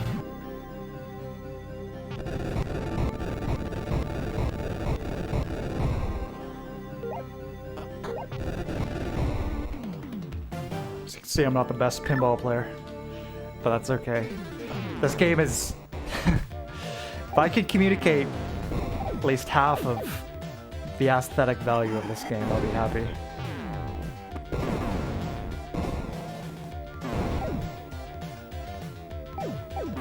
Just you and your balls against the minions of hell.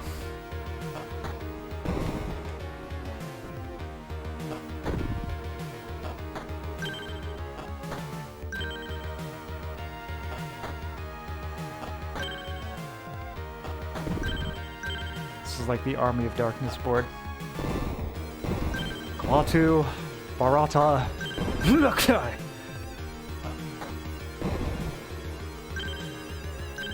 give me some sugar, baby. There's gotta be an Army of Darkness pinball game, right? That seems like a no-brainer.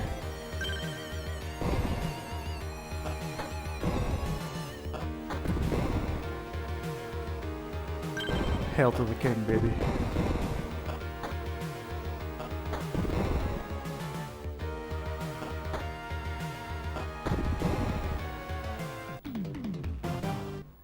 So maximalist, it's crazy, indeed. How do you get good at pinball? I guess just really mastering the, you know, what the physics of the ball, basically, and the paddle. You know, that's how you do all those trick shots. Like the relationship between the two. It's like, instead of just slapping it down here, trying to set myself up for a bank shot, which just totally backfired, but you see what I was going for.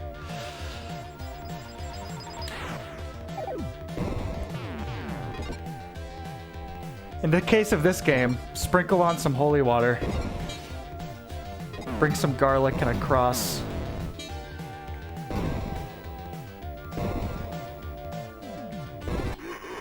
Dead again. Forget how did I like the DNF 2001 leak? From what was there, it seemed like it would have been a fantastic game. Definitely indebted to Half-Life in its overall game design and counter design level structure. Very, very indebted to Half-Life. I wasn't even paying attention there. Whoops. But I think it would have been great. The completed levels that are there, which are primarily the first like couple hours, and I mean there are a few hours worth of content in there. It seemed like a really, really cool game, honestly. Beyond nostalgia or hype or whatever, it seemed like it would have been really, really cool and very cutting edge for 2001. There's some later levels too, where it's just some really, really cool scenarios. you know? Really cool gameplay scenarios. Supposedly, the most complete version of that 2001 build is from late 2002 before they hit the reset button for the second time, basically, and started over. So supposedly there's like a 90% complete build from 2002 of that version of the game. That will be the true holy grail. That being said, I am, finally satisfied to have been able to play this version, but if we can get that to leak as well, that would be absolutely insane.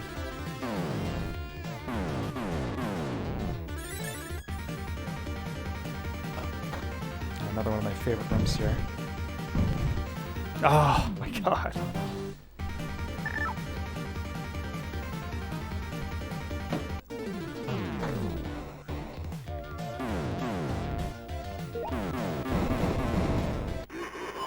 So stuff like that with pinball, I'm not really sure what you could do. There's always that element of chance in there. Did you play any of the 2001 leak? Or anybody else? Anybody else play that DNF 2001 leak?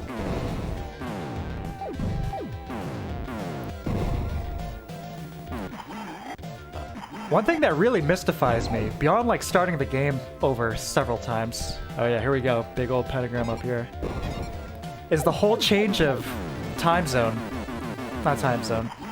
of day in the final game. Like Vegas at night, and then it starts like raining really heavily, intense storm as like all this stuff is starting to go down. It's like very atmospheric, not just for a Duke Nukem game either. It's like, this is genuinely really cool and atmospheric. And then in the final game, it's almost all in the daytime. Like, who thinks like, oh yeah, Las Vegas. I'd love to see it in the daylight. Just really strange decision.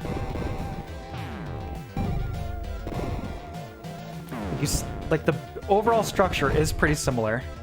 Alright, look at this face. Look at it. Oh yeah. The structure is very similar, but better in almost every single way. The gunplay feels better. Speaking of guns, I mean, the 2001 build has like 18 different guns, many of which return from Duke Nukem 3D and have that really cool inventive style. But also stuff like multiple, firing modes, ammo types. Like the flamethrower, it has like a standard flamethrower mode, a mode where it can shoot out like bursts of flame that hang out in the air for a second. And then a setting where you just fire out clouds of gas with it, which you can leave hanging almost like a trap, and then hit it with a burst of flame and basically detonate the entire room. And that's just one weapon. That's completely cut from the retail release.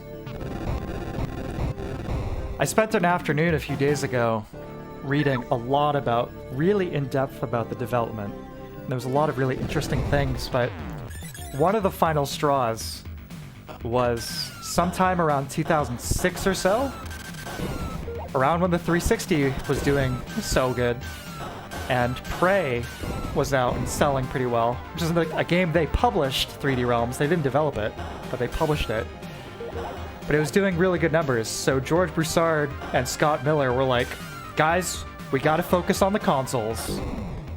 Like, no joke, straight up. We gotta focus on the console, guys. So there's an interview with one of the developers. He's saying, at that point, we straight up tossed out half of the game. We cut the levels in half. We just completely cut tons and tons and tons and tons of content. And they had already restarted the game 3 times by that point, which is just insanity.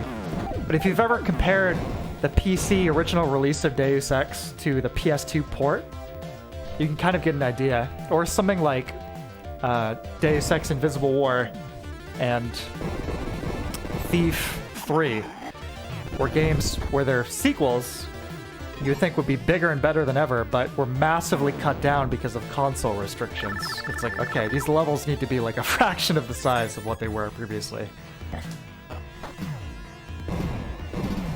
Just ridiculous.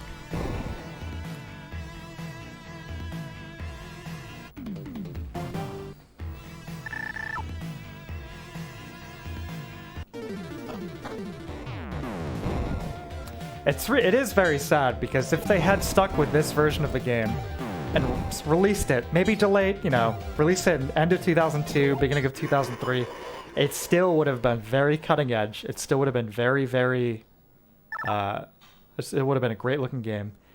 It had all these mechanics too that you wouldn't have been seeing for several years anyway. Oh, I missed it. It's like the gameplay was good, but then you have stuff like the Doom 3 style touchscreens. Wow, blew away my last high score there. Where in real time you walk up and you can interact with these touchscreens. That feels really nice. Glass physics where it's like better than most modern games. This 2001 build, you shoot out a piece of a window or something, and it cracks realistically, and just that piece falls down, and it all crumbles. You continue to shoot it. It continues to crumble really realistically. It just looks incredible. Such a loss. Cowboy Spider, sup man, how you doing?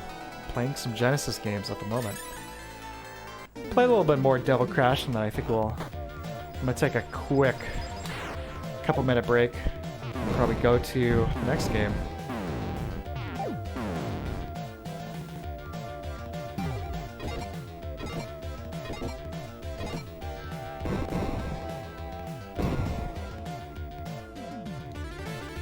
Play Cowboy Spider, you can get to see some of these crazy rooms here in this game.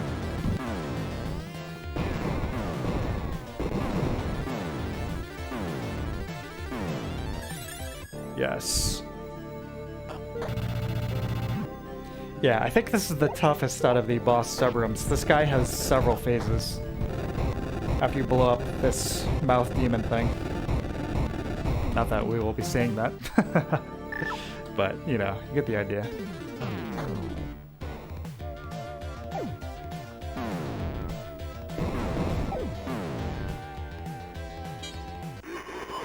Looks awesome. Yeah, man, this is incredible. Great looking game. Very, very underrated title.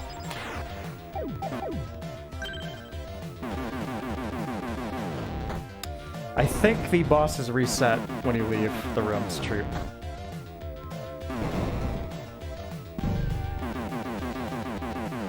Yeah, we want to blow this head out here.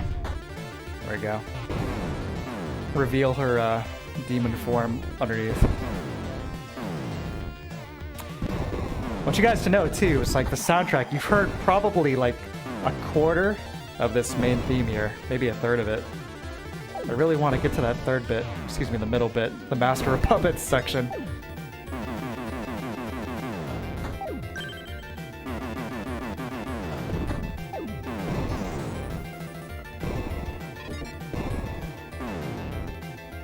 Oh no! The skull laughing at you each time is a nice touch there.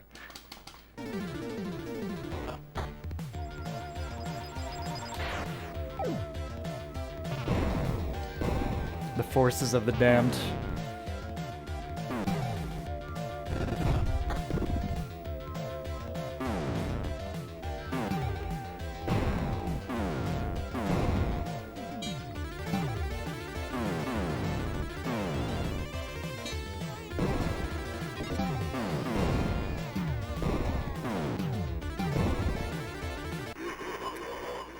That's it. Unless I can get the bonus. Last chance. Here we go. 600, baby. Oh, man. So close. I'm happy with my... Is that 6.9 million score? I'm happy with that. I'll take that. Alright. I'll be right back, you guys. Give me 2 minutes.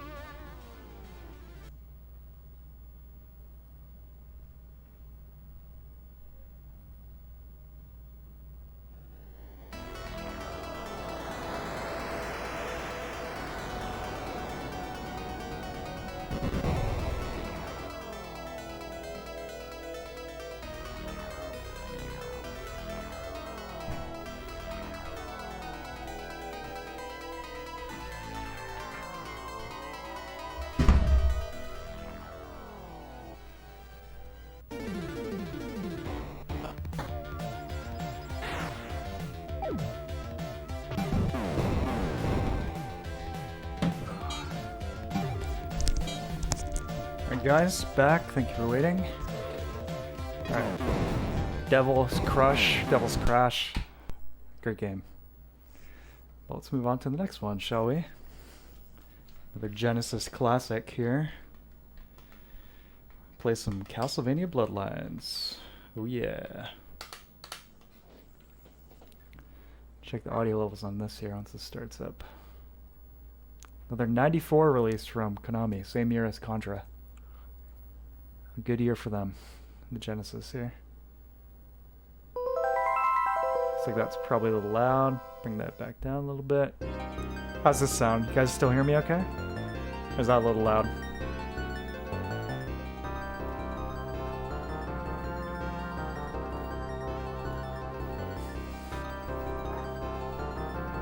Pac-Man Museum on the 27th. You're into Pac-Man?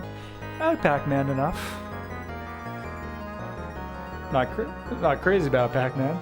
I like Pac-Man.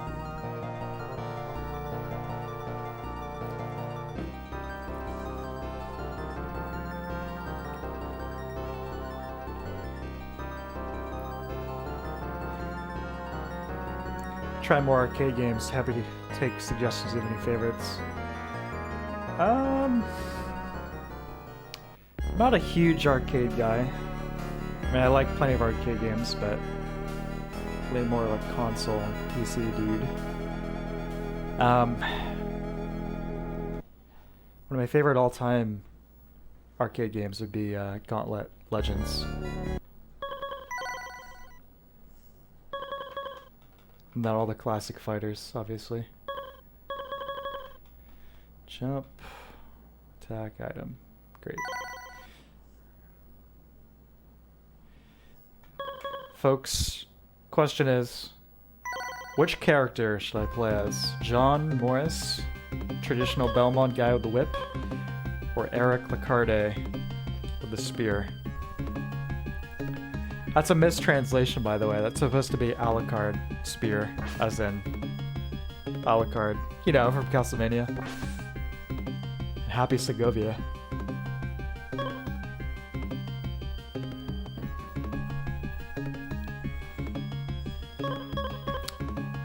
Eric it is, the guy with the skirt. Eric. Seems unanimous. Got Legends worth playing solo? No, definitely co-op. You definitely want to play that co-op.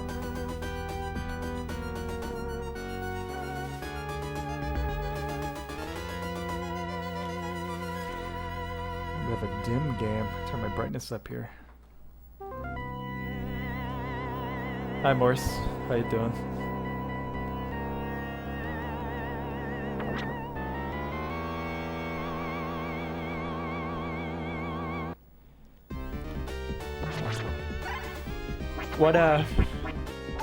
What did you like about this one, Troop?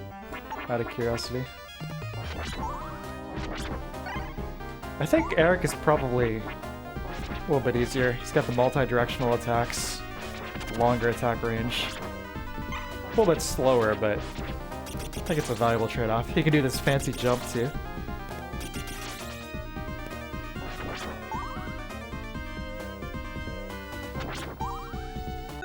Hold on a sec here. Take a little sip of my OJ. Ah. Simply orange.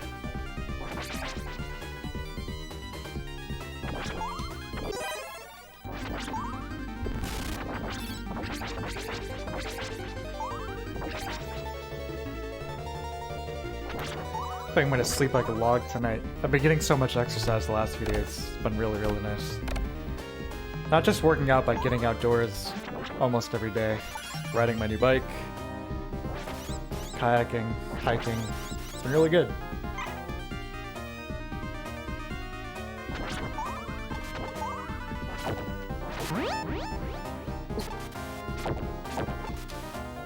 Oh, you bastard!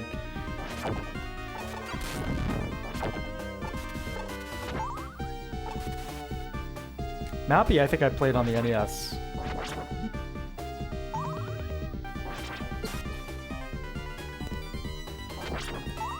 Is that an NES port?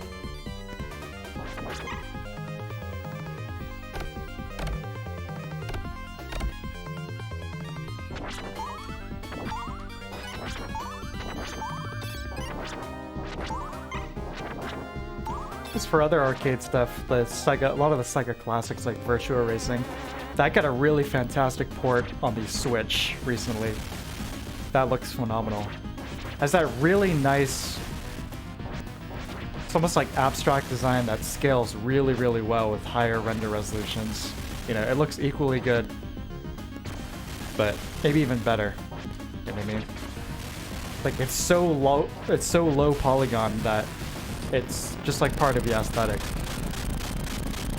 Plus 60 FPS versions of Sega Rally, which I love on the Saturn, and I love the rearranged soundtrack on the Saturn, but 60 FPS in the arcade. Same thing with Virtua Fighter 2, Virtual Cop, all that good stuff.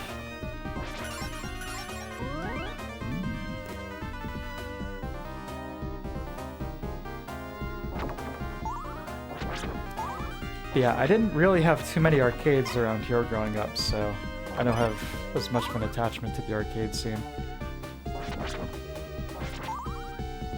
A lot of games I could name have had really great console ports, you know?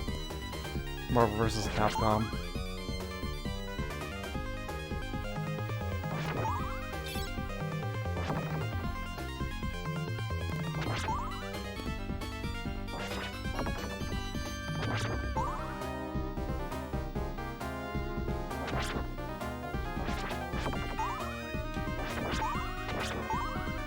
House of the Dead. I gotta get the Dreamcast going. Kinda getting hooked on those types of flash shooters now. I've got the Saturn guns, and I've played all those, and those are great, but I want to get into some time crasses. I just slipped into a southern accent for a second there. You guys like Time Crisis? No, I want to play some Time Crisis on the PS1 and 2.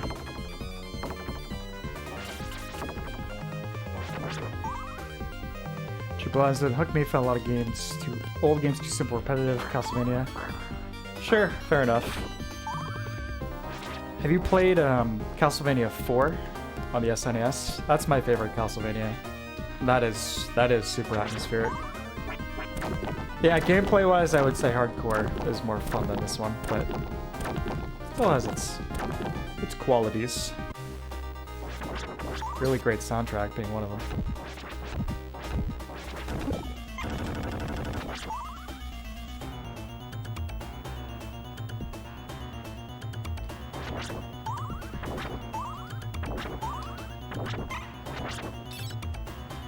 It's funny too, because these games came out like 2 or 3 years after the kind of cousins on the SNES, you know. The Genesis may have had a slightly faster processor, but the SNES had it beat in terms of overall color palette. So even though it came out several years after, it's not necessarily like better looking, just because their available palette was more limited, you know.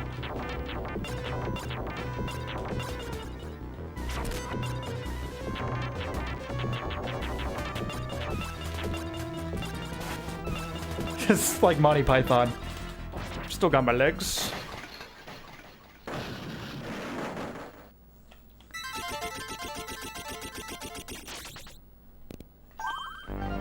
Yeah, beat 4. What Castlevania I beat might be because it was easiest.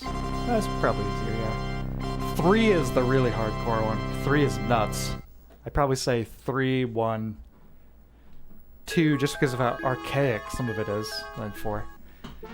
Isn't Symphony of the Night held in the highest regard? I would say so. I think most people would probably call that their favorite Castlevania game. For me, it would be between Castlevania 4 and Symphony of the Night, but they're two kind of different games, you know? Castlevania 4 is the traditional stage-based layout.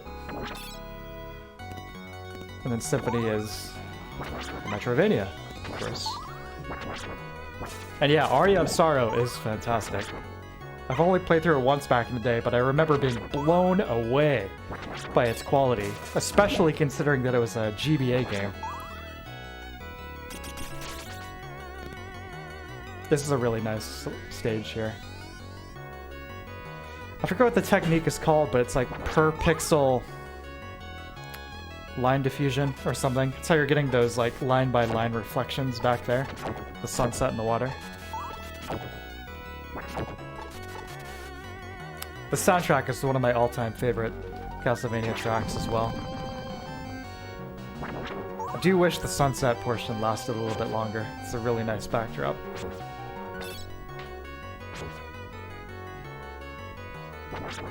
This has had a few really nice remixes in a few other Castlevania games. I mean, they do that, you know, pretty often, obviously. We use certain classic tracks, but this is one of the more obscure ones. But it has a really good rendition in the second N64 Castlevania game, Legacy of Darkness, as well as, I believe, the first GBA Castlevania, which was, what the hell was that called? Circle of the Moon. So yeah, this, Legacy of Darkness, and Circle of the Moon.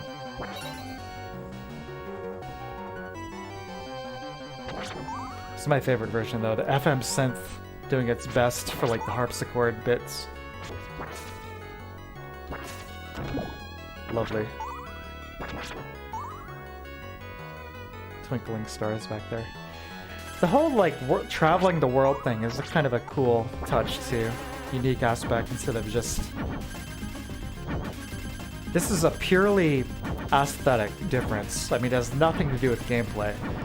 But the Castlevania games in which you're traveling to Dracula's castle instead of just like starting there and having the whole game take place there, I'm always fond of. This game does that. Castlevania 4 does that. Castlevania 2 does that. Castlevania 64 does that.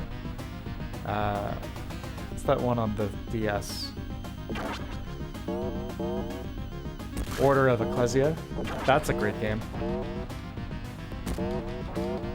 Another one of my favorite Castlevanias. Couldn't get into Rondo, huh? Yeah, it's a lot of people's favorites as well. Hey, speaking of N64, I ordered an N64 EverDrive recently. So, the repertoire of available games will, sometime in the next few weeks, expand once again. We can dip our toes into some N64 streams. I was trying to do the Contra slide there, man. That was so nice.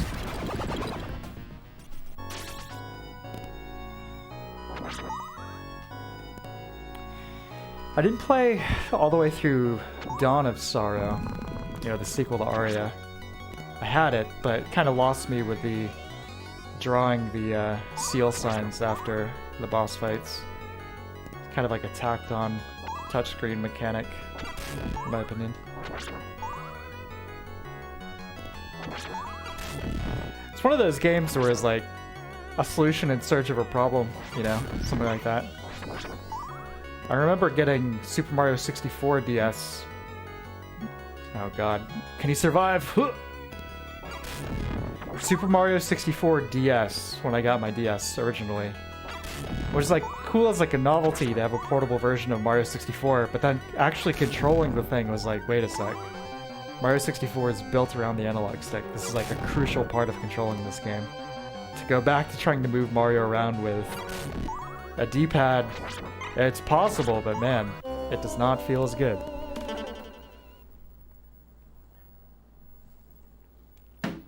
Put a fork in him.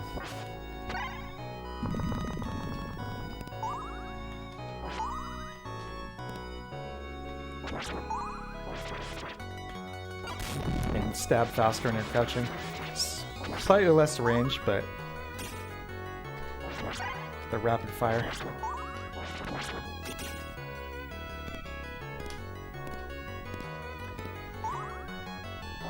I have a big soft spot for all the NES Castlevanias, though. Even though, you know, even 2, which is obviously a very, you know, flawed game in some ways, but it's the simple but tight gameplay, the awesome aesthetics. You know, really making good use of that old school NES color palette. Awesome music. Love it. I believe I've played through all of 1 and most of 3 now on stream, so maybe at some point I'll have to do 2. Oh yeah, this is cool, you can do with Eric.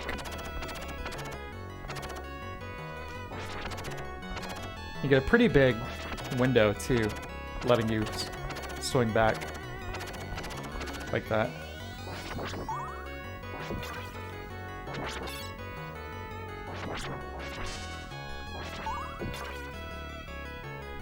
So this is a complete gimmick, but still fun. Some of that sprite rotation, not nearly as crazy as the stuff we saw in Contra Hardcore there, but still pretty cool. Man, I feel like I should have played this one first. Played Contra after. That's okay.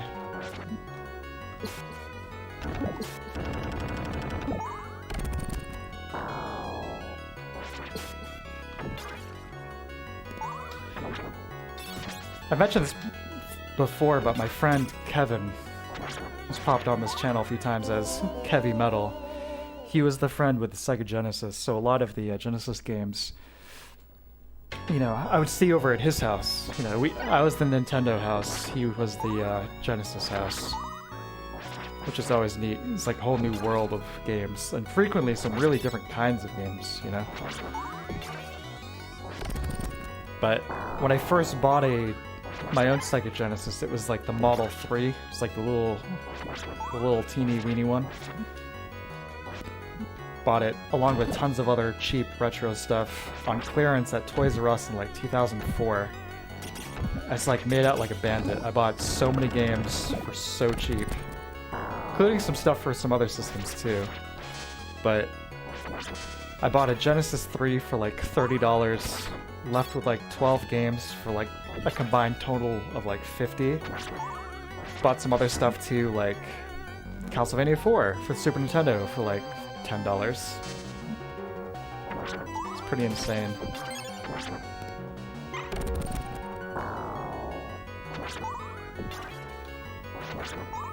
But I bring it up because that Genesis 3, I mentioned earlier how the different Genesises, Genesi, I don't know, have different sound chips, but pretty much universally, the Model 3 Genesis has an incredibly cheap, crappy sound chip. Like, I don't think that model was even manufactured by Sega themselves.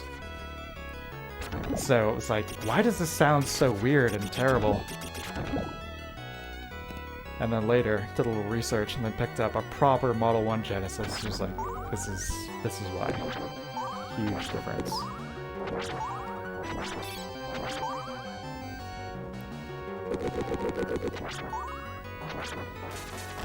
It's so strange that there would be that significant of hardware revisions for a single system. And again, not just in terms of like visible models, like there's the Model 1 Genesis 2 and 3. Like you can tell by looking at them. But even amongst those, like I said earlier, they have like 2 or 3 revisions a piece of internal stuff, which are sometimes very significant.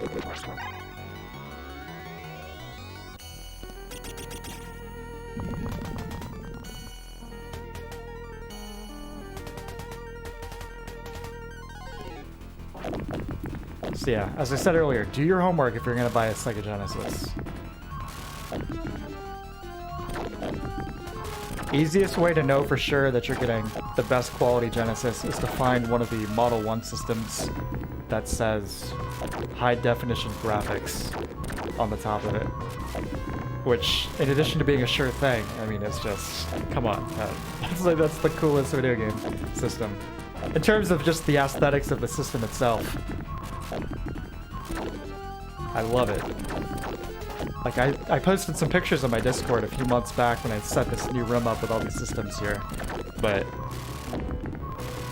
I wish still they were more open and exposed, because that is a really cool system, just visually.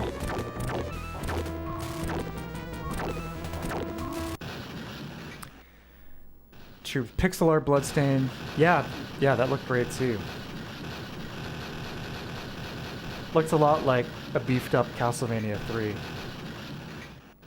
Still, I've only played that, not the actual Bloodstain game. Visually, I would take the 2D over the 3D of the actual game. Just personal preference.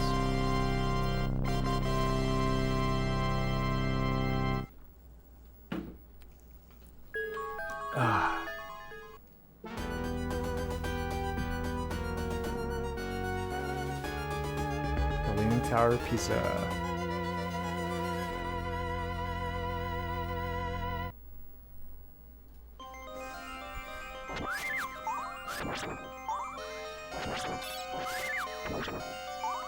really great disorienting trickery going on here later on the stage. Similar to Contra, though, you get these bits where it's kind of like the hardware doesn't necessarily support these things that we could do on the Super Nintendo and did in some of the Super Nintendo versions of these franchises, but we're gonna figure out a way. We're gonna get it done.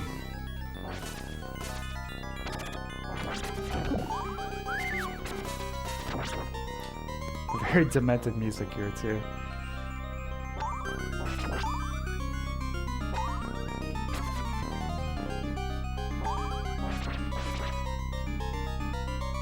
The Tower of Latria, 16-bit form. Thank you guys for your comments and support on that video too, by the way. Did pretty well. I put a little bit more effort into promoting it than the Elden Ring video, which is kind of ironic considering the amount of effort that went into one versus the other, but hey, what are you gonna do? Nigel, hey, hello. Welcome. Or if you're just stopping by, thank you. I hope you're doing well. Look at that. The blood spurting out of its neck. It's still attacking. Really, really cool. Bloodstained is proof graphics and visuals do matter. Yeah, of course. I'd still like to give it a shot, though. It's another game I'm kind of waiting to get for like $20 or so.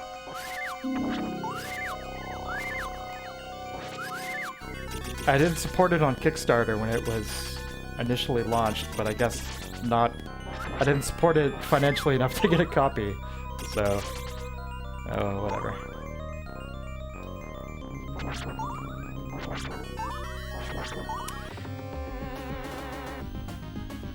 The Mega Snake.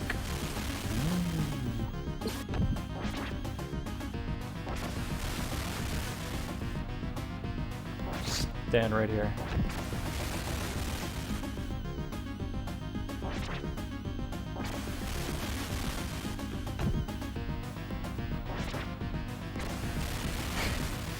You seem to take the monkey out. Never spend more than $20 for video game. Clean to heart. I don't always. It's just I know for most games I'm only going to end up putting a few hours into it. Unless I really love the game, I'm probably going to be putting less than 5-10 hours into it. So when it's a game that I know I'm going to really sink my teeth into, I have no problem dropping the full $60 or whatever. No sweat. With Elden Ring, I know I'm going to be playing this game for many, many, many hours. So please, I mean, I've put almost 800 hours into Dark Souls 3. I bought the game twice, but I still feel like these guys have given me way more value per dollar than almost any developer other than Nintendo in the last 20 years. It's like, I have no problem doing that. But yeah, it's like any game outside, even not just From Software, a game that I know I'm going to be really banking a lot of hours into, I'll pay full price. But otherwise, you know, I'm a little careful.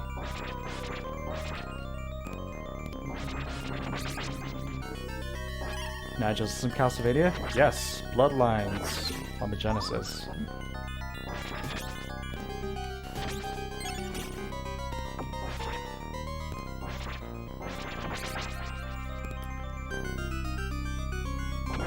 Do I not try before I buy? Should I buy a game to support a dev I like? Tired it before I buy the game later. I used to do that a lot, but with Steam and the whole policy of, you know, if you've played it less than 2 hours, etc., you can get a full refund. I feel like that's a pretty decent way of...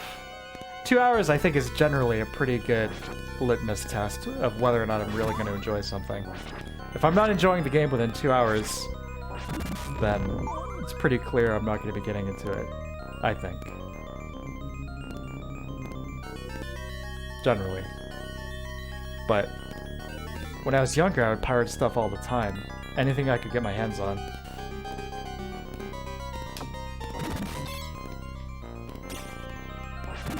This might be where this comes into play right here. Eric's super jump. Oh yeah. Definitely the easier character, I think, all things considered.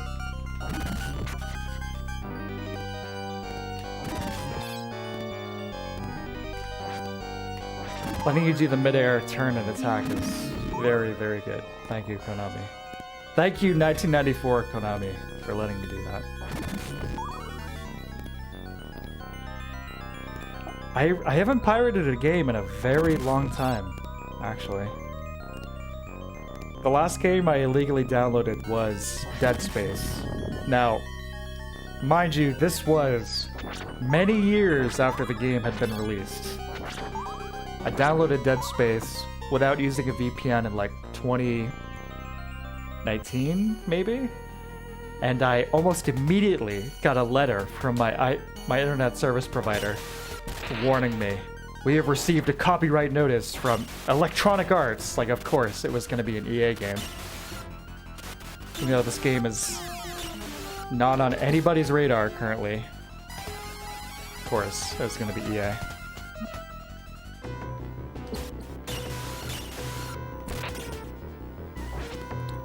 But when I do now, I use a VPN. But like I said, I very rarely do because the Steam's refund thing makes it super easy.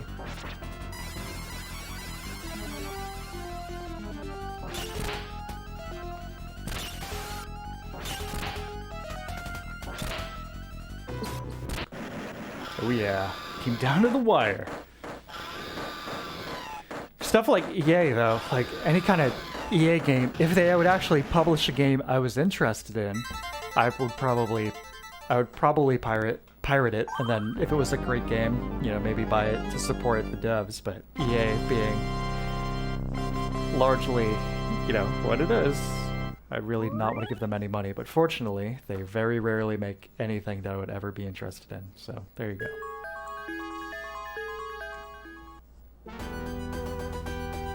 Literally the Tower of Latria. Yeah, I mean, we ended up with the gargoyles and everything. The Munitions Factory. I don't think this showed up in Demon Souls, though. Although it's got a great soundtrack. And you can see some skeletons and hard hats hanging out barrels. What other Castlevania do you get that?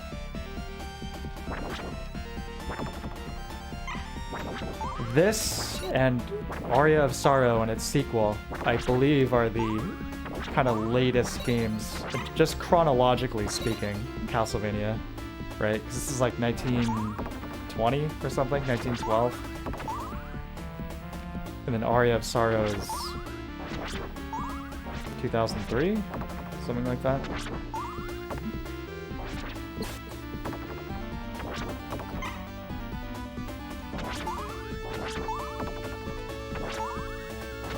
It does feel a little weird to be running around in a factory in Germany in a Castlevania game, but hey, what are you gonna do?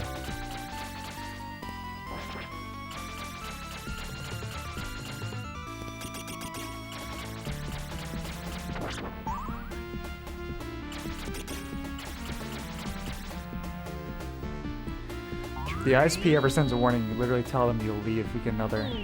Yeah, exactly.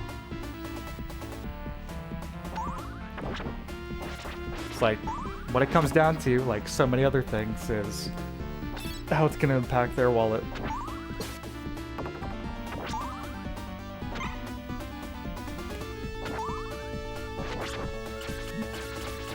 Should have saw that coming. The true thing is, buying to support the devs really makes sense unless it's an indie, but the dev is also the publisher. Devs are paid salaries on sales per sales profits. That's true. But there's the meta element of whether or not they're going to get additional funding from the publisher depending on the performance of the game. It's like they may not be making like a percentage on each sale, but if the game was developed with confidence from a publisher in terms of funding, and it doesn't do well, then the publisher isn't going to give them funding for any kind of potential sequel. Yeah, exactly, Nigel. Yeah. And then, yeah, like you said, Troop, you have instances like the vampire situation.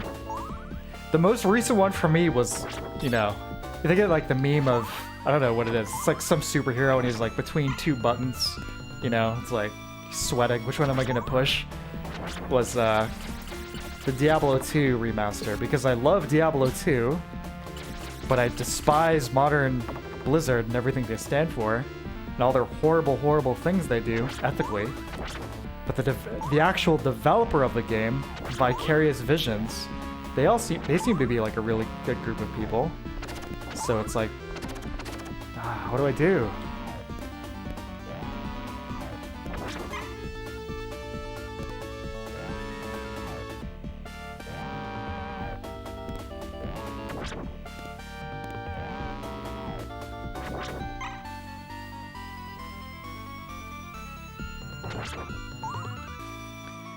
It's true, I agree with that.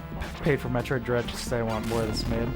Yeah, I think it did pretty well, right? Like, Dread was the best ever selling Metroid game, right? So I think we can sleep tight knowing we're going to be getting more Metroid. I mean, Prime 4, that's coming. That's still on its way. So, for those of you who have any interest in this kind of thing, again, I wish Spoon was here because I know Spoon loves Metroid. But right now there's a bunch of job postings from Retro, both on their website and LinkedIn, looking for some writers for Metroid Prime 4 in regards to cinematics. Some cinematic type roles for Metroid Prime 4 at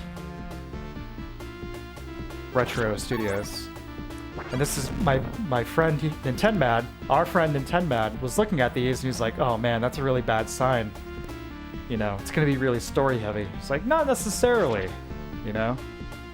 It's like, basically every cutscene, every game since Super Metroid even has had cutscenes, but it doesn't mean that it's a story heavy game.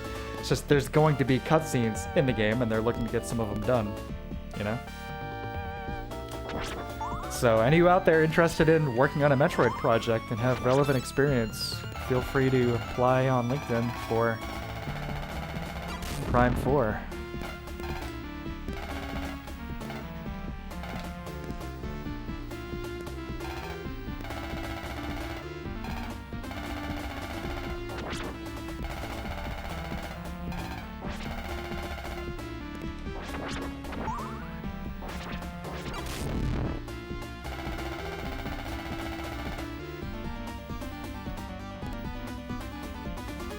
I don't see any reason buying D2R, same game mostly. Yeah, it is literally the same game. Although they have been adding new patches. They have been doing new patches and actually changing balancing, which is pretty crazy. First new Diablo 2 patch in several years. Alright, let me concentrate here so I can kick the ass of Frankenstein's monster. Ah, so close.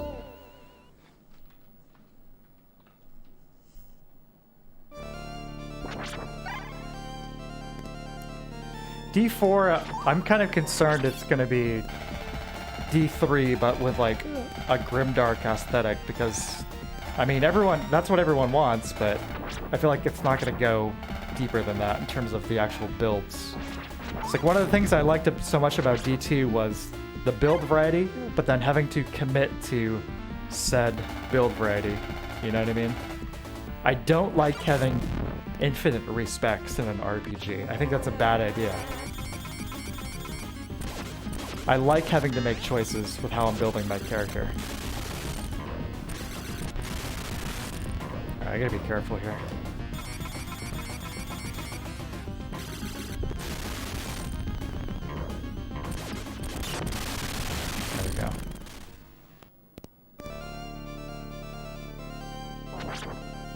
Probably still gonna get pwned here in a sec.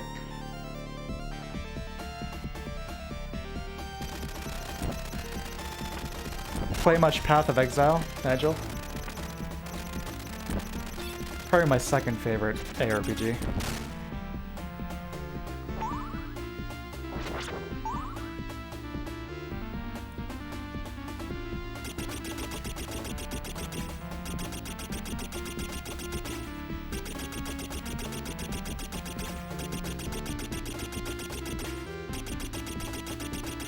probably safe, but it's super, super safe. It's not like Prime didn't have cutscenes. Yeah, Retro won't pull another M. Yeah, exactly. Morris, that's a great point. Yeah, exactly. It's bastards. Yeah, the ultimate scumbag company. So if I die here, I think I have to start at the beginning of the stage, so I gotta play it really safe. Nigel, yeah, you should definitely check it out. It just had another expansion drop. So Path of Exile is completely free to play. So there's really no risk in trying it. It's completely free to play. The microtrans, oh my god, that was a boneheaded move.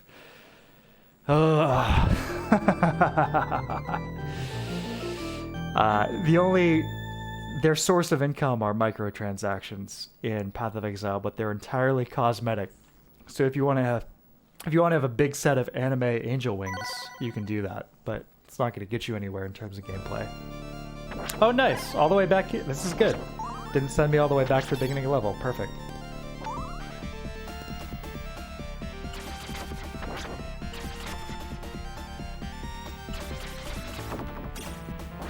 I haven't played Grim Dawn. I haven't played that one, though, so I couldn't say anything about it. The other semi-recent, I mean, it came out like 15 years ago, but semi-recent ARPG I played would be Titan Quest, which I would not recommend. I do not think Titan Quest is a very good game. Angel D2 is pretty much the only game I might have played. I have no interest in those. Path of Exile is very similar to Diablo 2 in terms of gameplay and presentation. The art style is very similar. One big difference is that the skill tree is basically the sphere grid from Final Fantasy X, if you've ever played that. It's this massive, massive skill tree. So depending on your starting class, you'll start at a different place on the skill tree. And then the skills you're utilizing, they're all passives. It's like a passive skill tree. So they're all, passive bonuses and stuff. And then your abilities are basically gems that you slot in your items. And you can have like modifiers. So you take like a basic, I'm just going to degauss my monitor here. So like your basic like fireball, you can slot in like modifier gems, which would split them into, it's like, okay, instead of being a regular fireball, you split it into like an AoE fireball. So there's like 3 of them, and maybe they're weaker, but now you can take out multiple enemies. Or an AoE that just like sits on the ground. Or one that is like weaker, but will like pass through enemies in like a beam. That kind of thing, which is pretty cool. Oh yeah, this guy, I remember you. Mr. Framerate Dip. I keep trying to do the slide from Contra. This kind of feels like one of those Contra bosses, except not as crazy.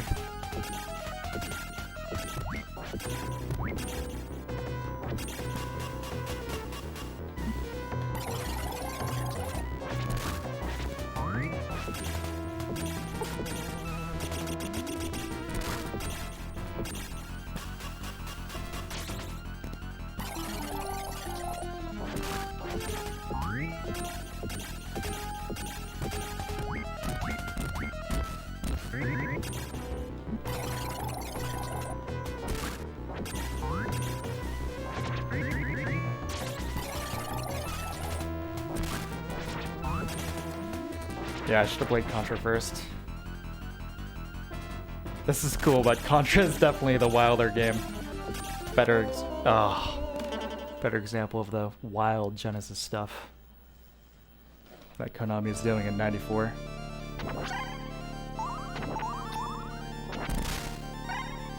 It's alright, we'll whoop them this time.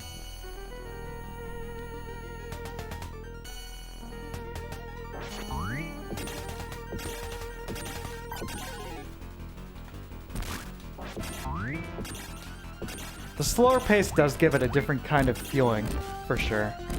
In terms of tension, it's definitely a different, beyond just the aesthetics, the actual gameplay definitely is a different approach.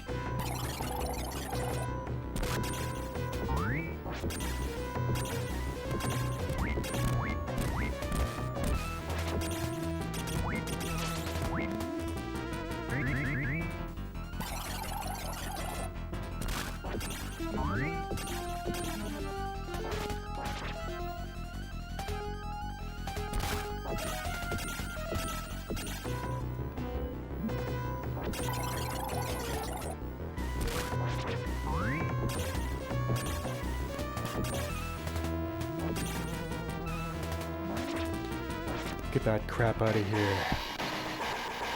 D4 is already the number inflation. Yeah, I would agree. I'm not a fan of having huge, like, the numbers just, like, exploding all over the screen. I'm a fan of Final Fantasy XIV, but that would be a similar criticism I would make to that game. It's just a visual overload. Like, it's... Forget about the enemy. Forget about what you're doing. All you can see is just basically fireworks on screen. That's what you're looking at.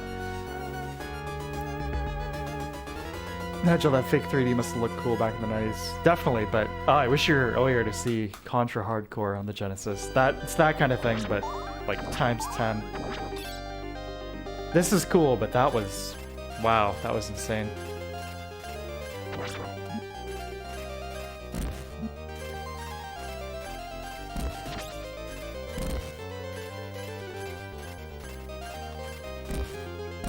Hitting you with some of the fairy dust here, reversing the controls.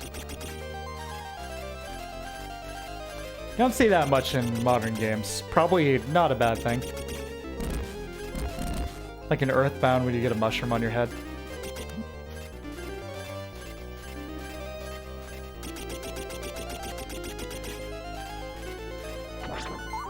God boy, I'm sure they'll fix that issue before it's not awful. Yeah, it's got a ways to go before we see that game.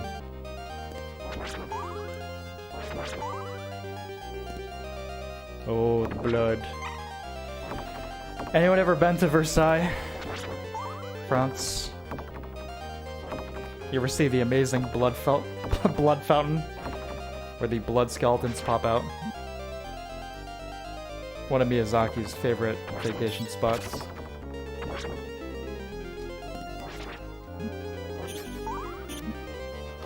Oh my god.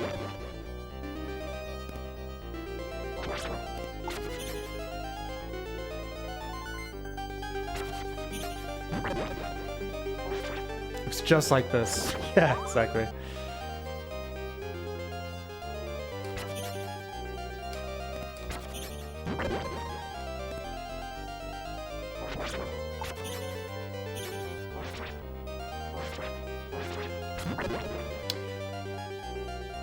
What were we watching? What were we watching on Discord? We were watching a movie one time, and there was these really, really wide shots, and I'm remembering almost like maybe Greek columns in the background. No, it was Suspiria. I was just thinking of the scene in Suspiria, where it's like this massive public space, and there's the guy with the dog, and then like it freaks out and bites his throat or something. Just came to mind for some reason. Wood Carving Partita does sound like this. Yes, you're right. It is similar. Same composer too, Mishiro Yamane. She composed both this and Symphony of the Night. Nice observation. Our first appearance of our classic Castlevania Axe Knives here.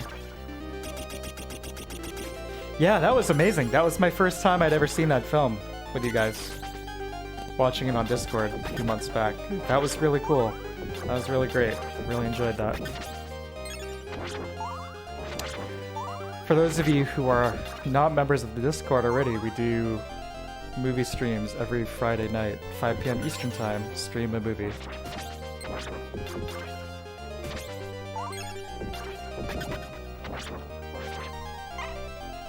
You can play the game, but you hear that track in a lot of videos. Yes, absolutely. I'd say one of the best tracks from that game.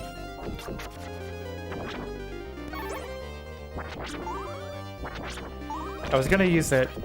It was one of the candidates for the Tower of Latria video, but I ended up going with Crystal Teardrops from the same game instead. And I try not to use... I don't want to use... Oh my god. I try not to use... what's it called?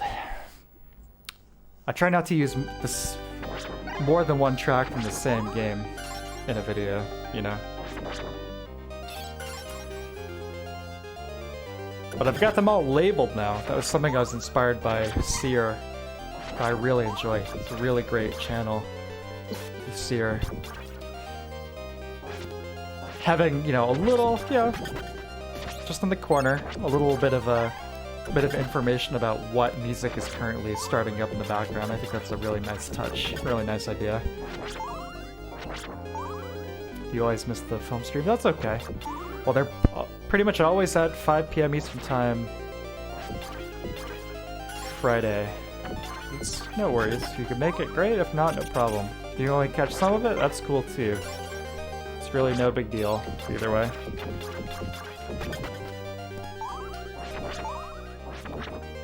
Not sure what this next one's gonna be. Sometimes it's hard to pick the right movie. Make a balance between variety, what I feel like people are gonna be in the mood for.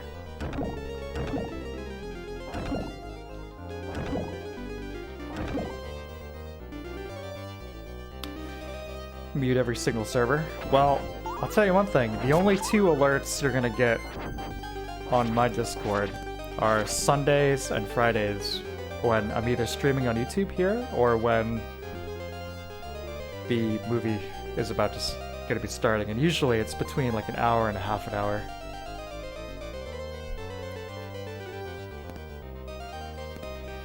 Now, I don't think I can make this jump. Am I missing something here?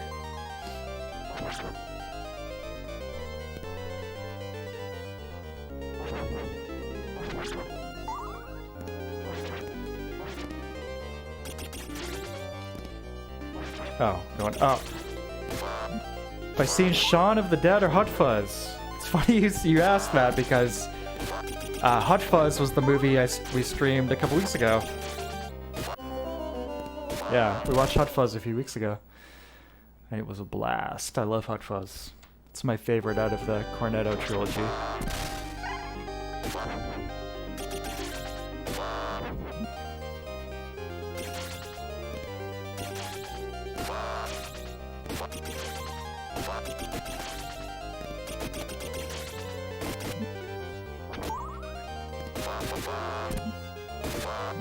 Oh my god. Oh, they do some damage. Yeah, I'd say they're huge. They're definitely very mainstream films in the US. They're very popular. I saw Hot Fuzz. I first caught Shaun of the Dead on DVD. I really enjoyed it. But Hot Fuzz, as a result, is like, alright, next thing these guys do, I'm catching in the theater. And I went with a few friends of mine, and you know, you have those experiences with like films where it's like it's not just that the film is great, but the experience you have watching it is great. It's like the perfect setting. You know, you're with your group of friends or whatever, or maybe if you're even alone, but everything just kind of lines up and it's a perfect viewing experience. Hot Fuzz was one of those experiences. We were in a fantastic mood already, having a great day. It was like me, a couple friends, somebody brought like a date along, you know. And it was perfect, you know. It really was fantastic.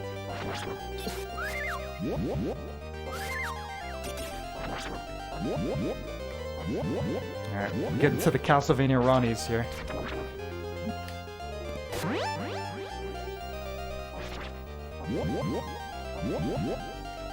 These ones aren't so bad compared to some of the others in the series.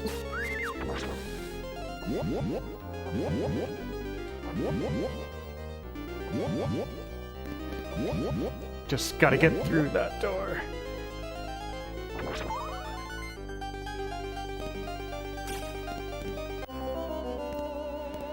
No idea. I wasn't sure it's in English. Yeah, no, they're definitely big here. Simon Pegg's he's a very mainstream guy here in the U.S. Our last continue. Uh-oh. World's End. Any good? See, this is perfect. If I hadn't have made it through that last door, we would have been significantly further back in the stage. World's End, I thought was pretty good. I don't think it's as good as the other two, but it's still pretty solid. If I had to rank them, I would put Hot Fuzz on top, followed by Shaun, followed by World's End. I like the theme of clinging to the past in World's End. Definitely a pretty significant part of the film, but the overall plot structure I feel is pretty messy, especially the third act and then the ending. It's just kind of like, feels like it's from a different film. I just kind of feel they're overrated. Oh, you don't say. Get Shaun of the Dead especially.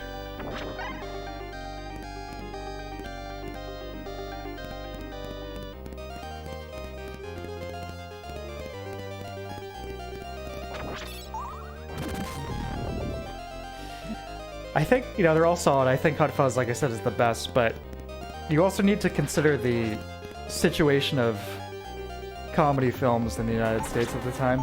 I guess at least. I'll give you my perspective. Comedy films, dedicated comedies in the United States have been getting are pretty much dead now. That's another thing that's been assimilated into the Marvel machine.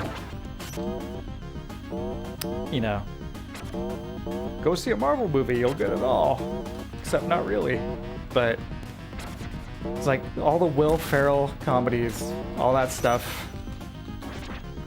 Oh my god. In the US, it was a really nice breath of fresh air and felt slightly less pandering than a lot of the stuff we had been getting as far as like these big budget comedies at the time. So I have to give it some credit for that.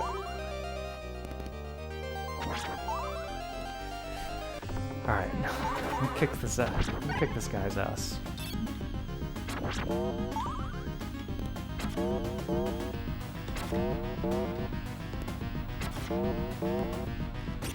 I keep trying to do that contra slide, I'm telling you.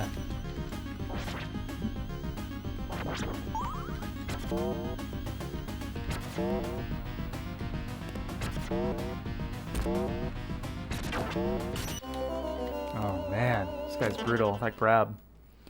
Time Splitters 2 features in Shaun, so that's pretty based.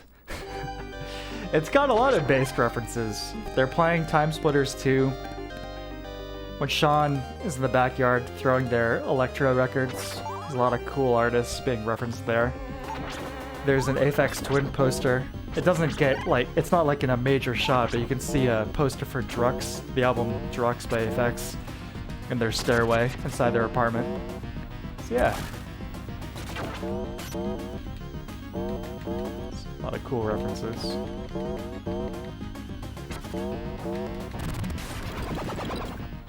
Trying to think of an American comedy film I like. Yes, you see the problem here. The problem we face.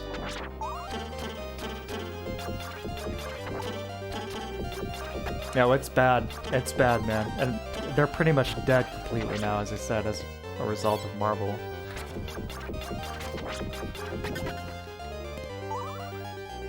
Yeah, Naked Gun. Naked Gun is good. Our best comedies are probably, yeah, 70s and 80s.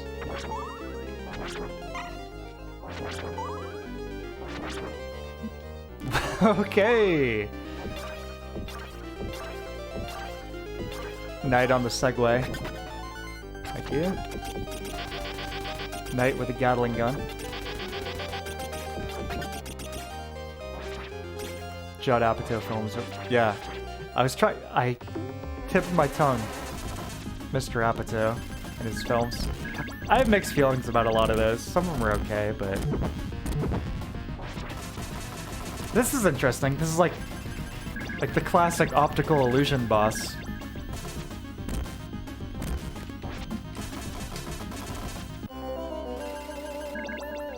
Airplane is really good. Yeah, definitely.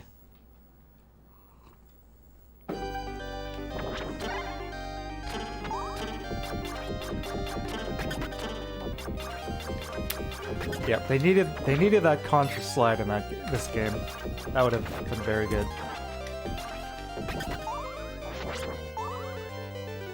So a lot of the 2D Castlevania games post Castlevania 4, they ditched the free 8-way whipping. You know? I know some people have said, hey, that makes the game way too easy. Well, if that's the case, then up the ante with the enemy designs. You know, I don't think the correct solution to that is to reduce the amount of control that the player has.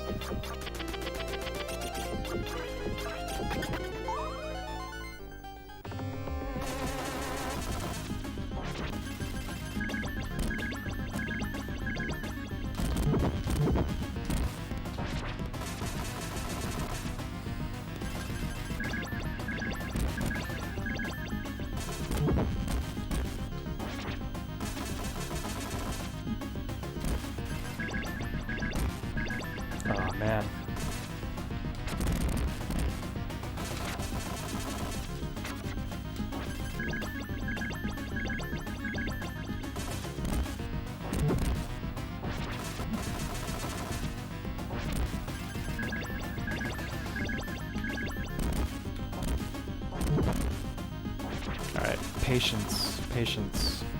That's what we need here. Yes!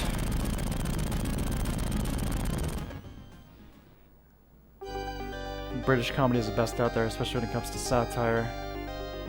Yeah, probably. Dark comedy too. Early Peter Jackson films are very funny too. I've been meaning to see those for such a long time. Like Dead Alive or Brain Bread or whatever. Brain Dead, Brain Bread. I've really wanted to see those. Because as I understand, they're basically like the New Zealand equivalent to Evil Dead, right? They're very similar films, which I'm obviously a huge fan of.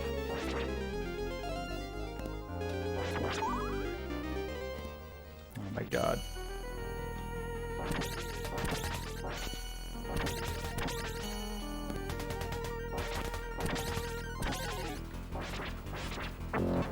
Oh!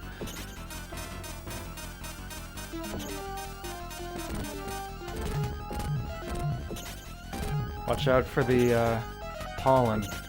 It's gonna destroy High Def's allergies.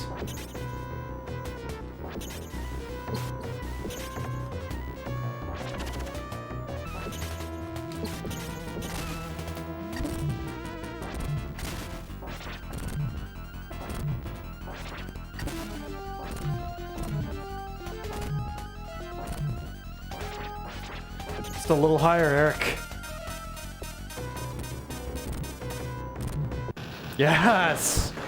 Clutch. Clutch. I like Brass Eye. Haven't heard of it. Brain Bread. Brain Dead, Bad Taste, Meet the Feebles. Excellent. Paste Malice, Chris Morris. Yeah, he did Jam, right? Very similar stories to think. Young filmmaker, shoestring budget. Oh yeah. I've had... Where are we going here? Castle, Prosperina. Is this the last stage?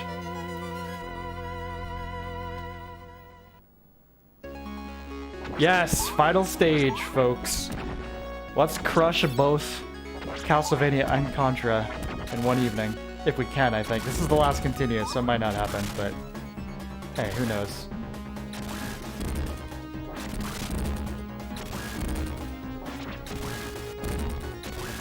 I'm gonna play it very safe here. That was a cool effect. Oh god, this part. I remember this.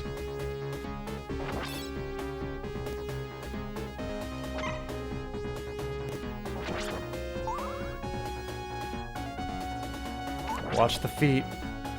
I really could have used that one up there. This is...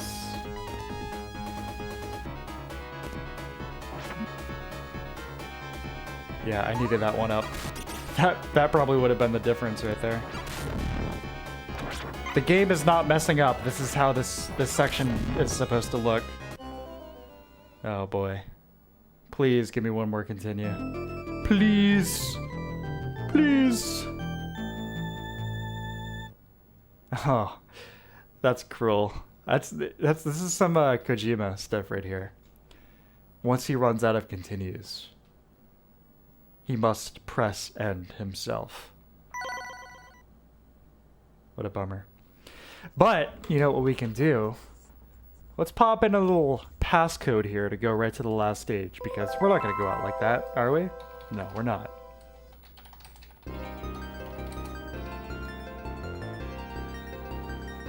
No way.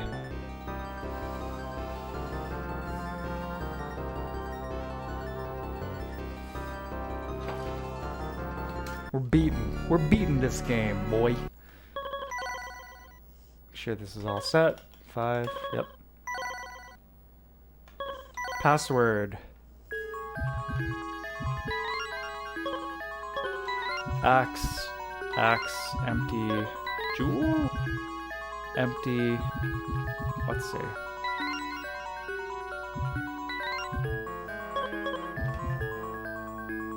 Bird,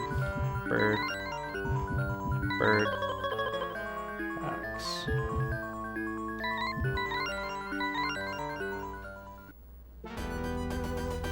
Level 6. Get booted right at the start of the game. Well, we did, but we've got passwords, so no problemo. Here we go. Let's do it. Now we got full continues, full lives. We're ready to rock.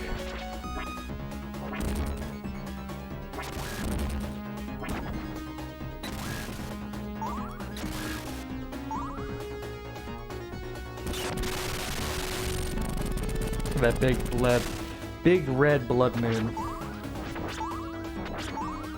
Bloodborne, eat your heart out.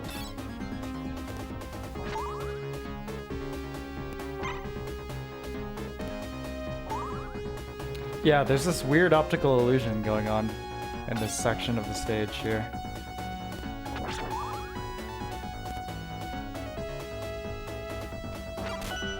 Alright, we got the one up this time. Not that we really need it now, but hey, whatever.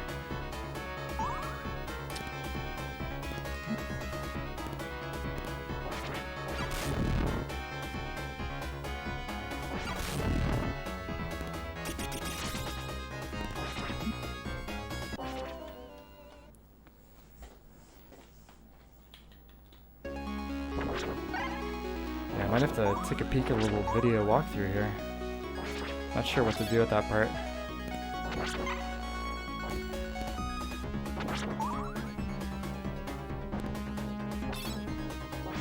Any Castlevania experts in the chat want to chime in? Appreciate them trying the gimmick, but it looks truly awful. Yeah, I'm not a fan. That's alright. I don't remember it being that long, so that's okay.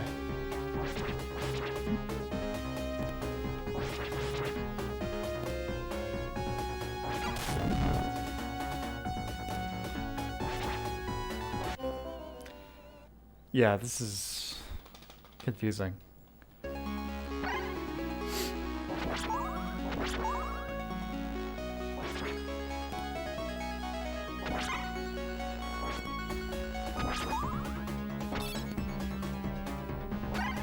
Kind of nauseating.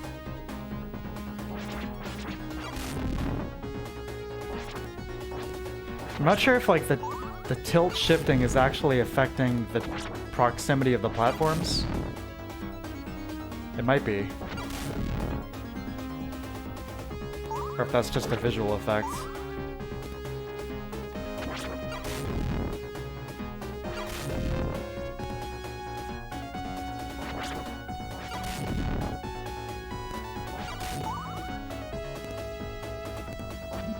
Hey, there we go.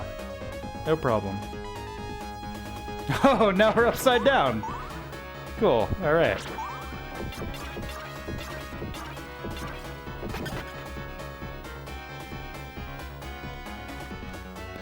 So let me just flip my TV upside down here. No, we don't need to do that. No. We're gonna do it. We're beating this game tonight. This is how I'm gonna end the stream.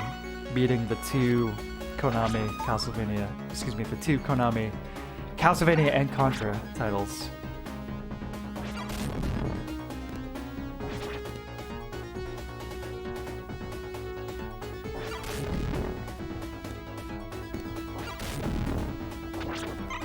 Really what you need to do is just always see where your feet are. That's really just the main thing to focus on here.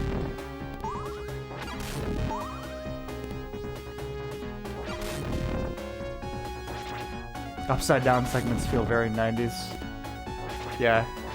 There's a bit in Elden Ring, but in terms of the player's perspective, it's still normal for you, even though the place goes upside down.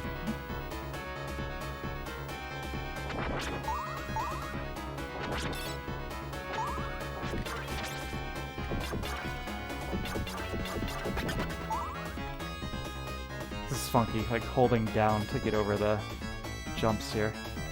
I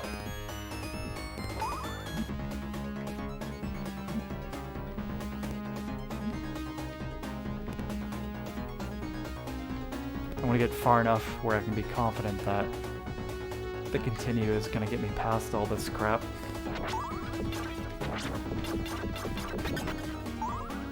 Because we've only got 0 lives now. We've got the continues with 0 lives. Okay. Past the visual gimmicks. I think there was like some kind of boss rush.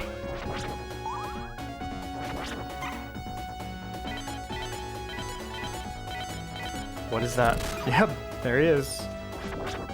Dead in 1 hit. There's another one.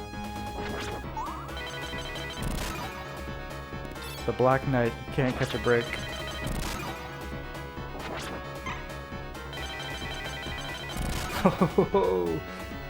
Mix it up.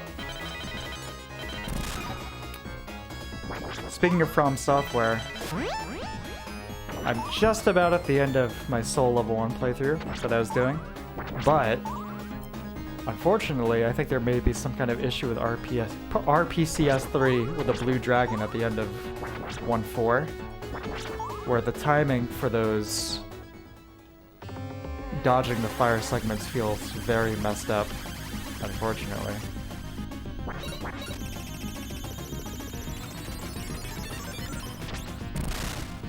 Yes!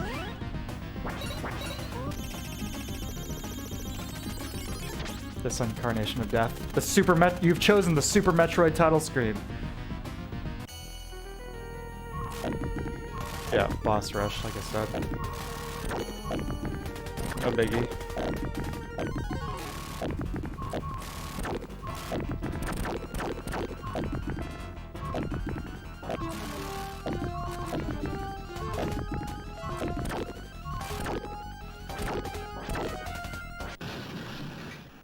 Boom.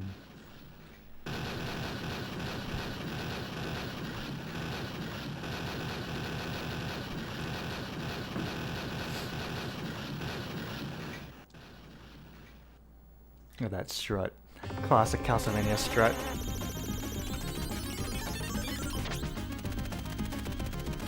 Back to the Tower of Latria.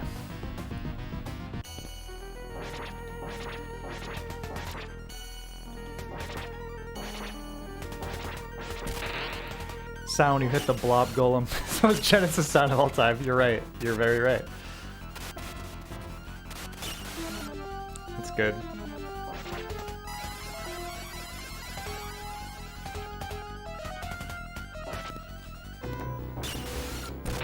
It's like the Genesis is capable of some really beautiful sounds. It's also capable of some of the the best farty sounds possible as well.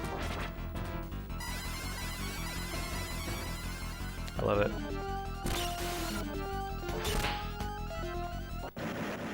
Farewell. Stage actually being kind of dizzy. Just don't look at the rotating platform or the sky and you'll be okay.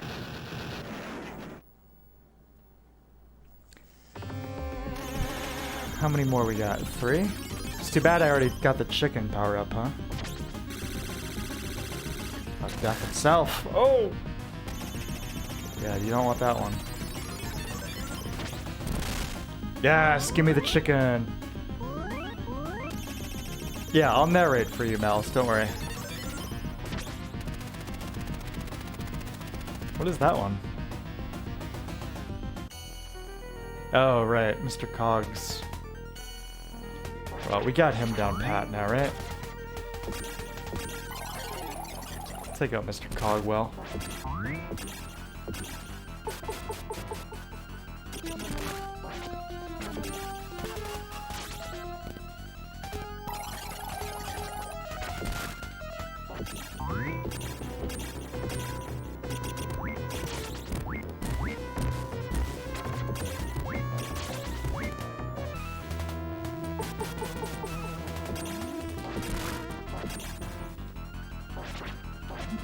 Ouch. The sprite suddenly gets 3 times larger. Ha ha ha. Die. I can't remember if there's actually a death fight or not. I imagine there probably is. I'm also regretting not having more lives here. So now we have to do this without getting killed a single time.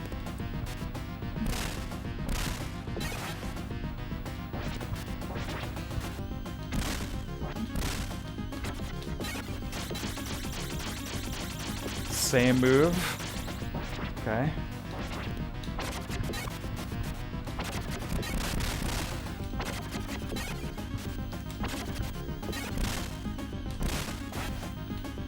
Come on. No! Oh. That sucks.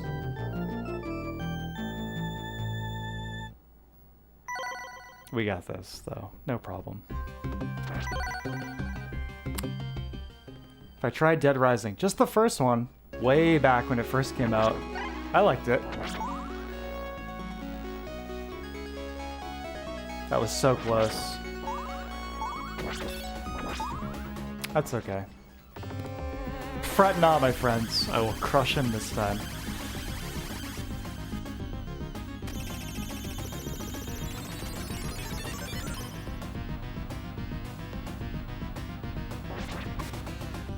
Oh, do I get to skip that phase?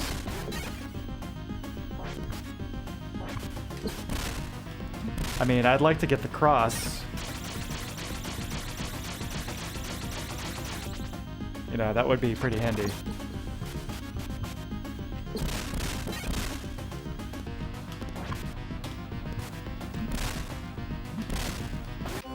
The lack of the omnidirectional attacking is a major downgrade from Castlevania 4, in my opinion. It's like, he can do it while he's on the ground, but you can't do it in the air, which is frustrating. I do appreciate them letting you skip the first phase, though. That is good. And you get several tries in here, too, so that's also good.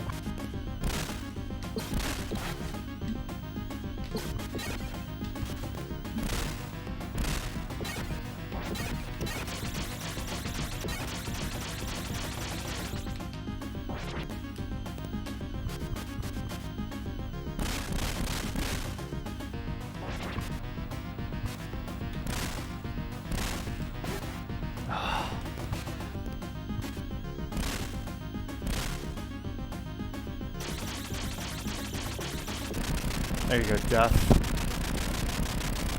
Put that in your pipe and smoke it.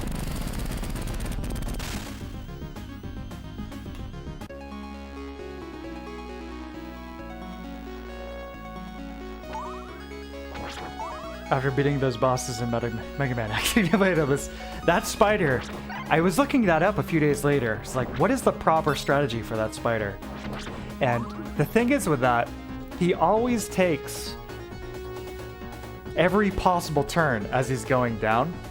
But the thing is, you have so little time to look at the screen and analyze the road he's going to take that it may as well be random. It's ridiculous.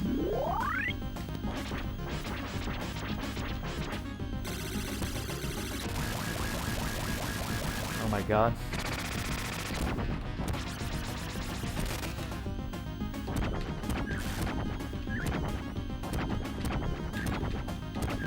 There she is, Camila.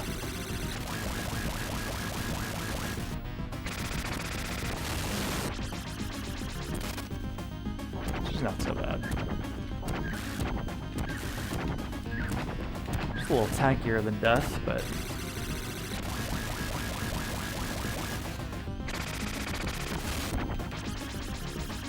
pretty basic moves. Yes. I'm sure she has a phase 2 though.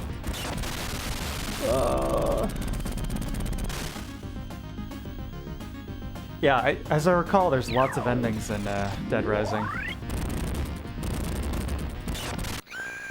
Oh, he blew her head off. See you in hell. Is that it? I mean, we gotta fight the big man himself, but... Okay. Oh yeah! Here we go. Listen to that. Simon's theme, right? So good. Oh my god, listen to that. Damn, I love Castlevania.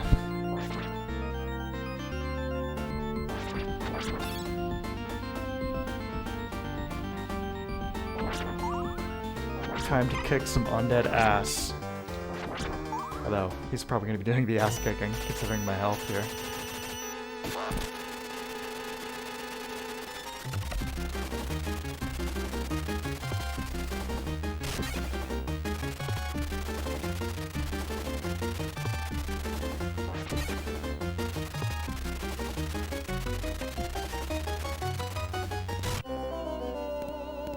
Staircase going over the moon. You gotta have it. It's classic.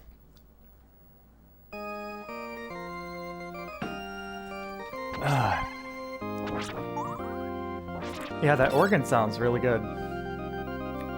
It's pretty close to the Super Nintendo game. There's no timer either, so we can just hang out and enjoy it.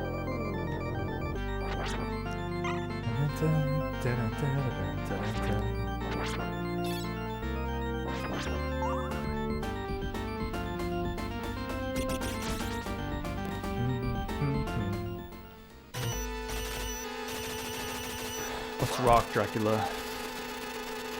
Anybody ever listen to Wesley Willis? You can mute this video. Turn on Dracula, kick my ass.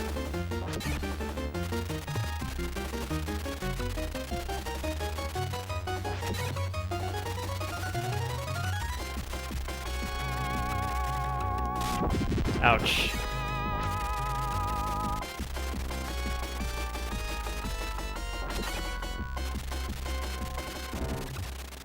Phase 1's going pretty smooth.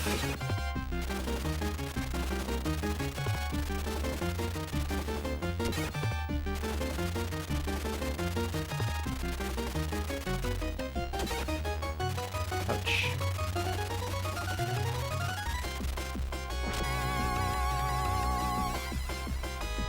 No way. That sound effect. That's a Genesis sound effect right there. Oh my god, what is that monstrosity? This is like Reaper form from Castlevania 2. Ooh, that was cool.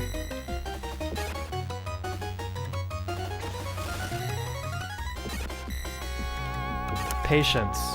My number one thing me getting killed in video games is not being patient. Trying to rush it. That's the best advice I can give anyone. Just be patient, watch the patterns, and you'll be fine.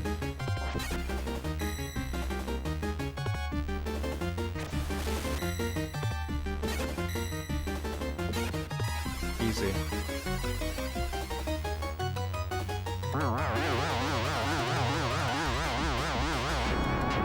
Oh my god!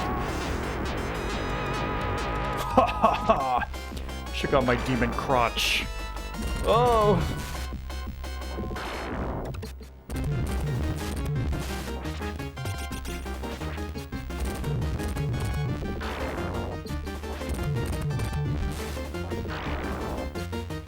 You don't have to hit him in the crotch.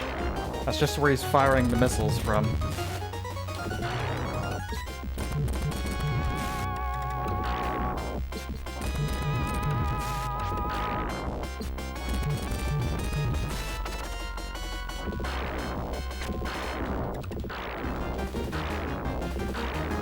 I caught him in a loop. Anyone ever watch Game Center CX? I'm a big fan. It does so much damage. Oh my god.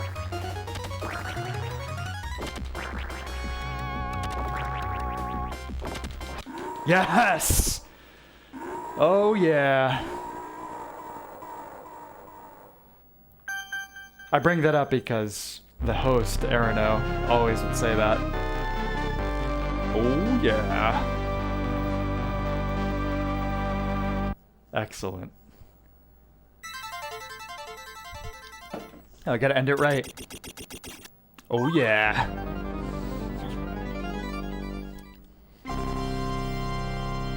Excellent. Swain's World. Swain's World. Party time. Excellent.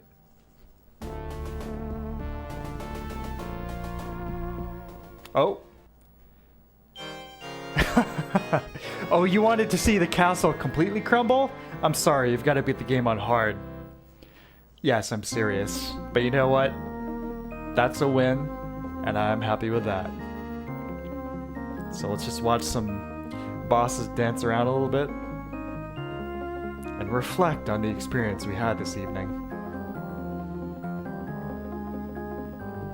Wandering Programmer, Koji Kamada.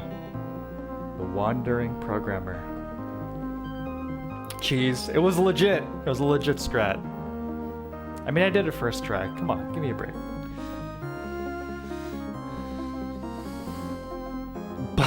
Bunman.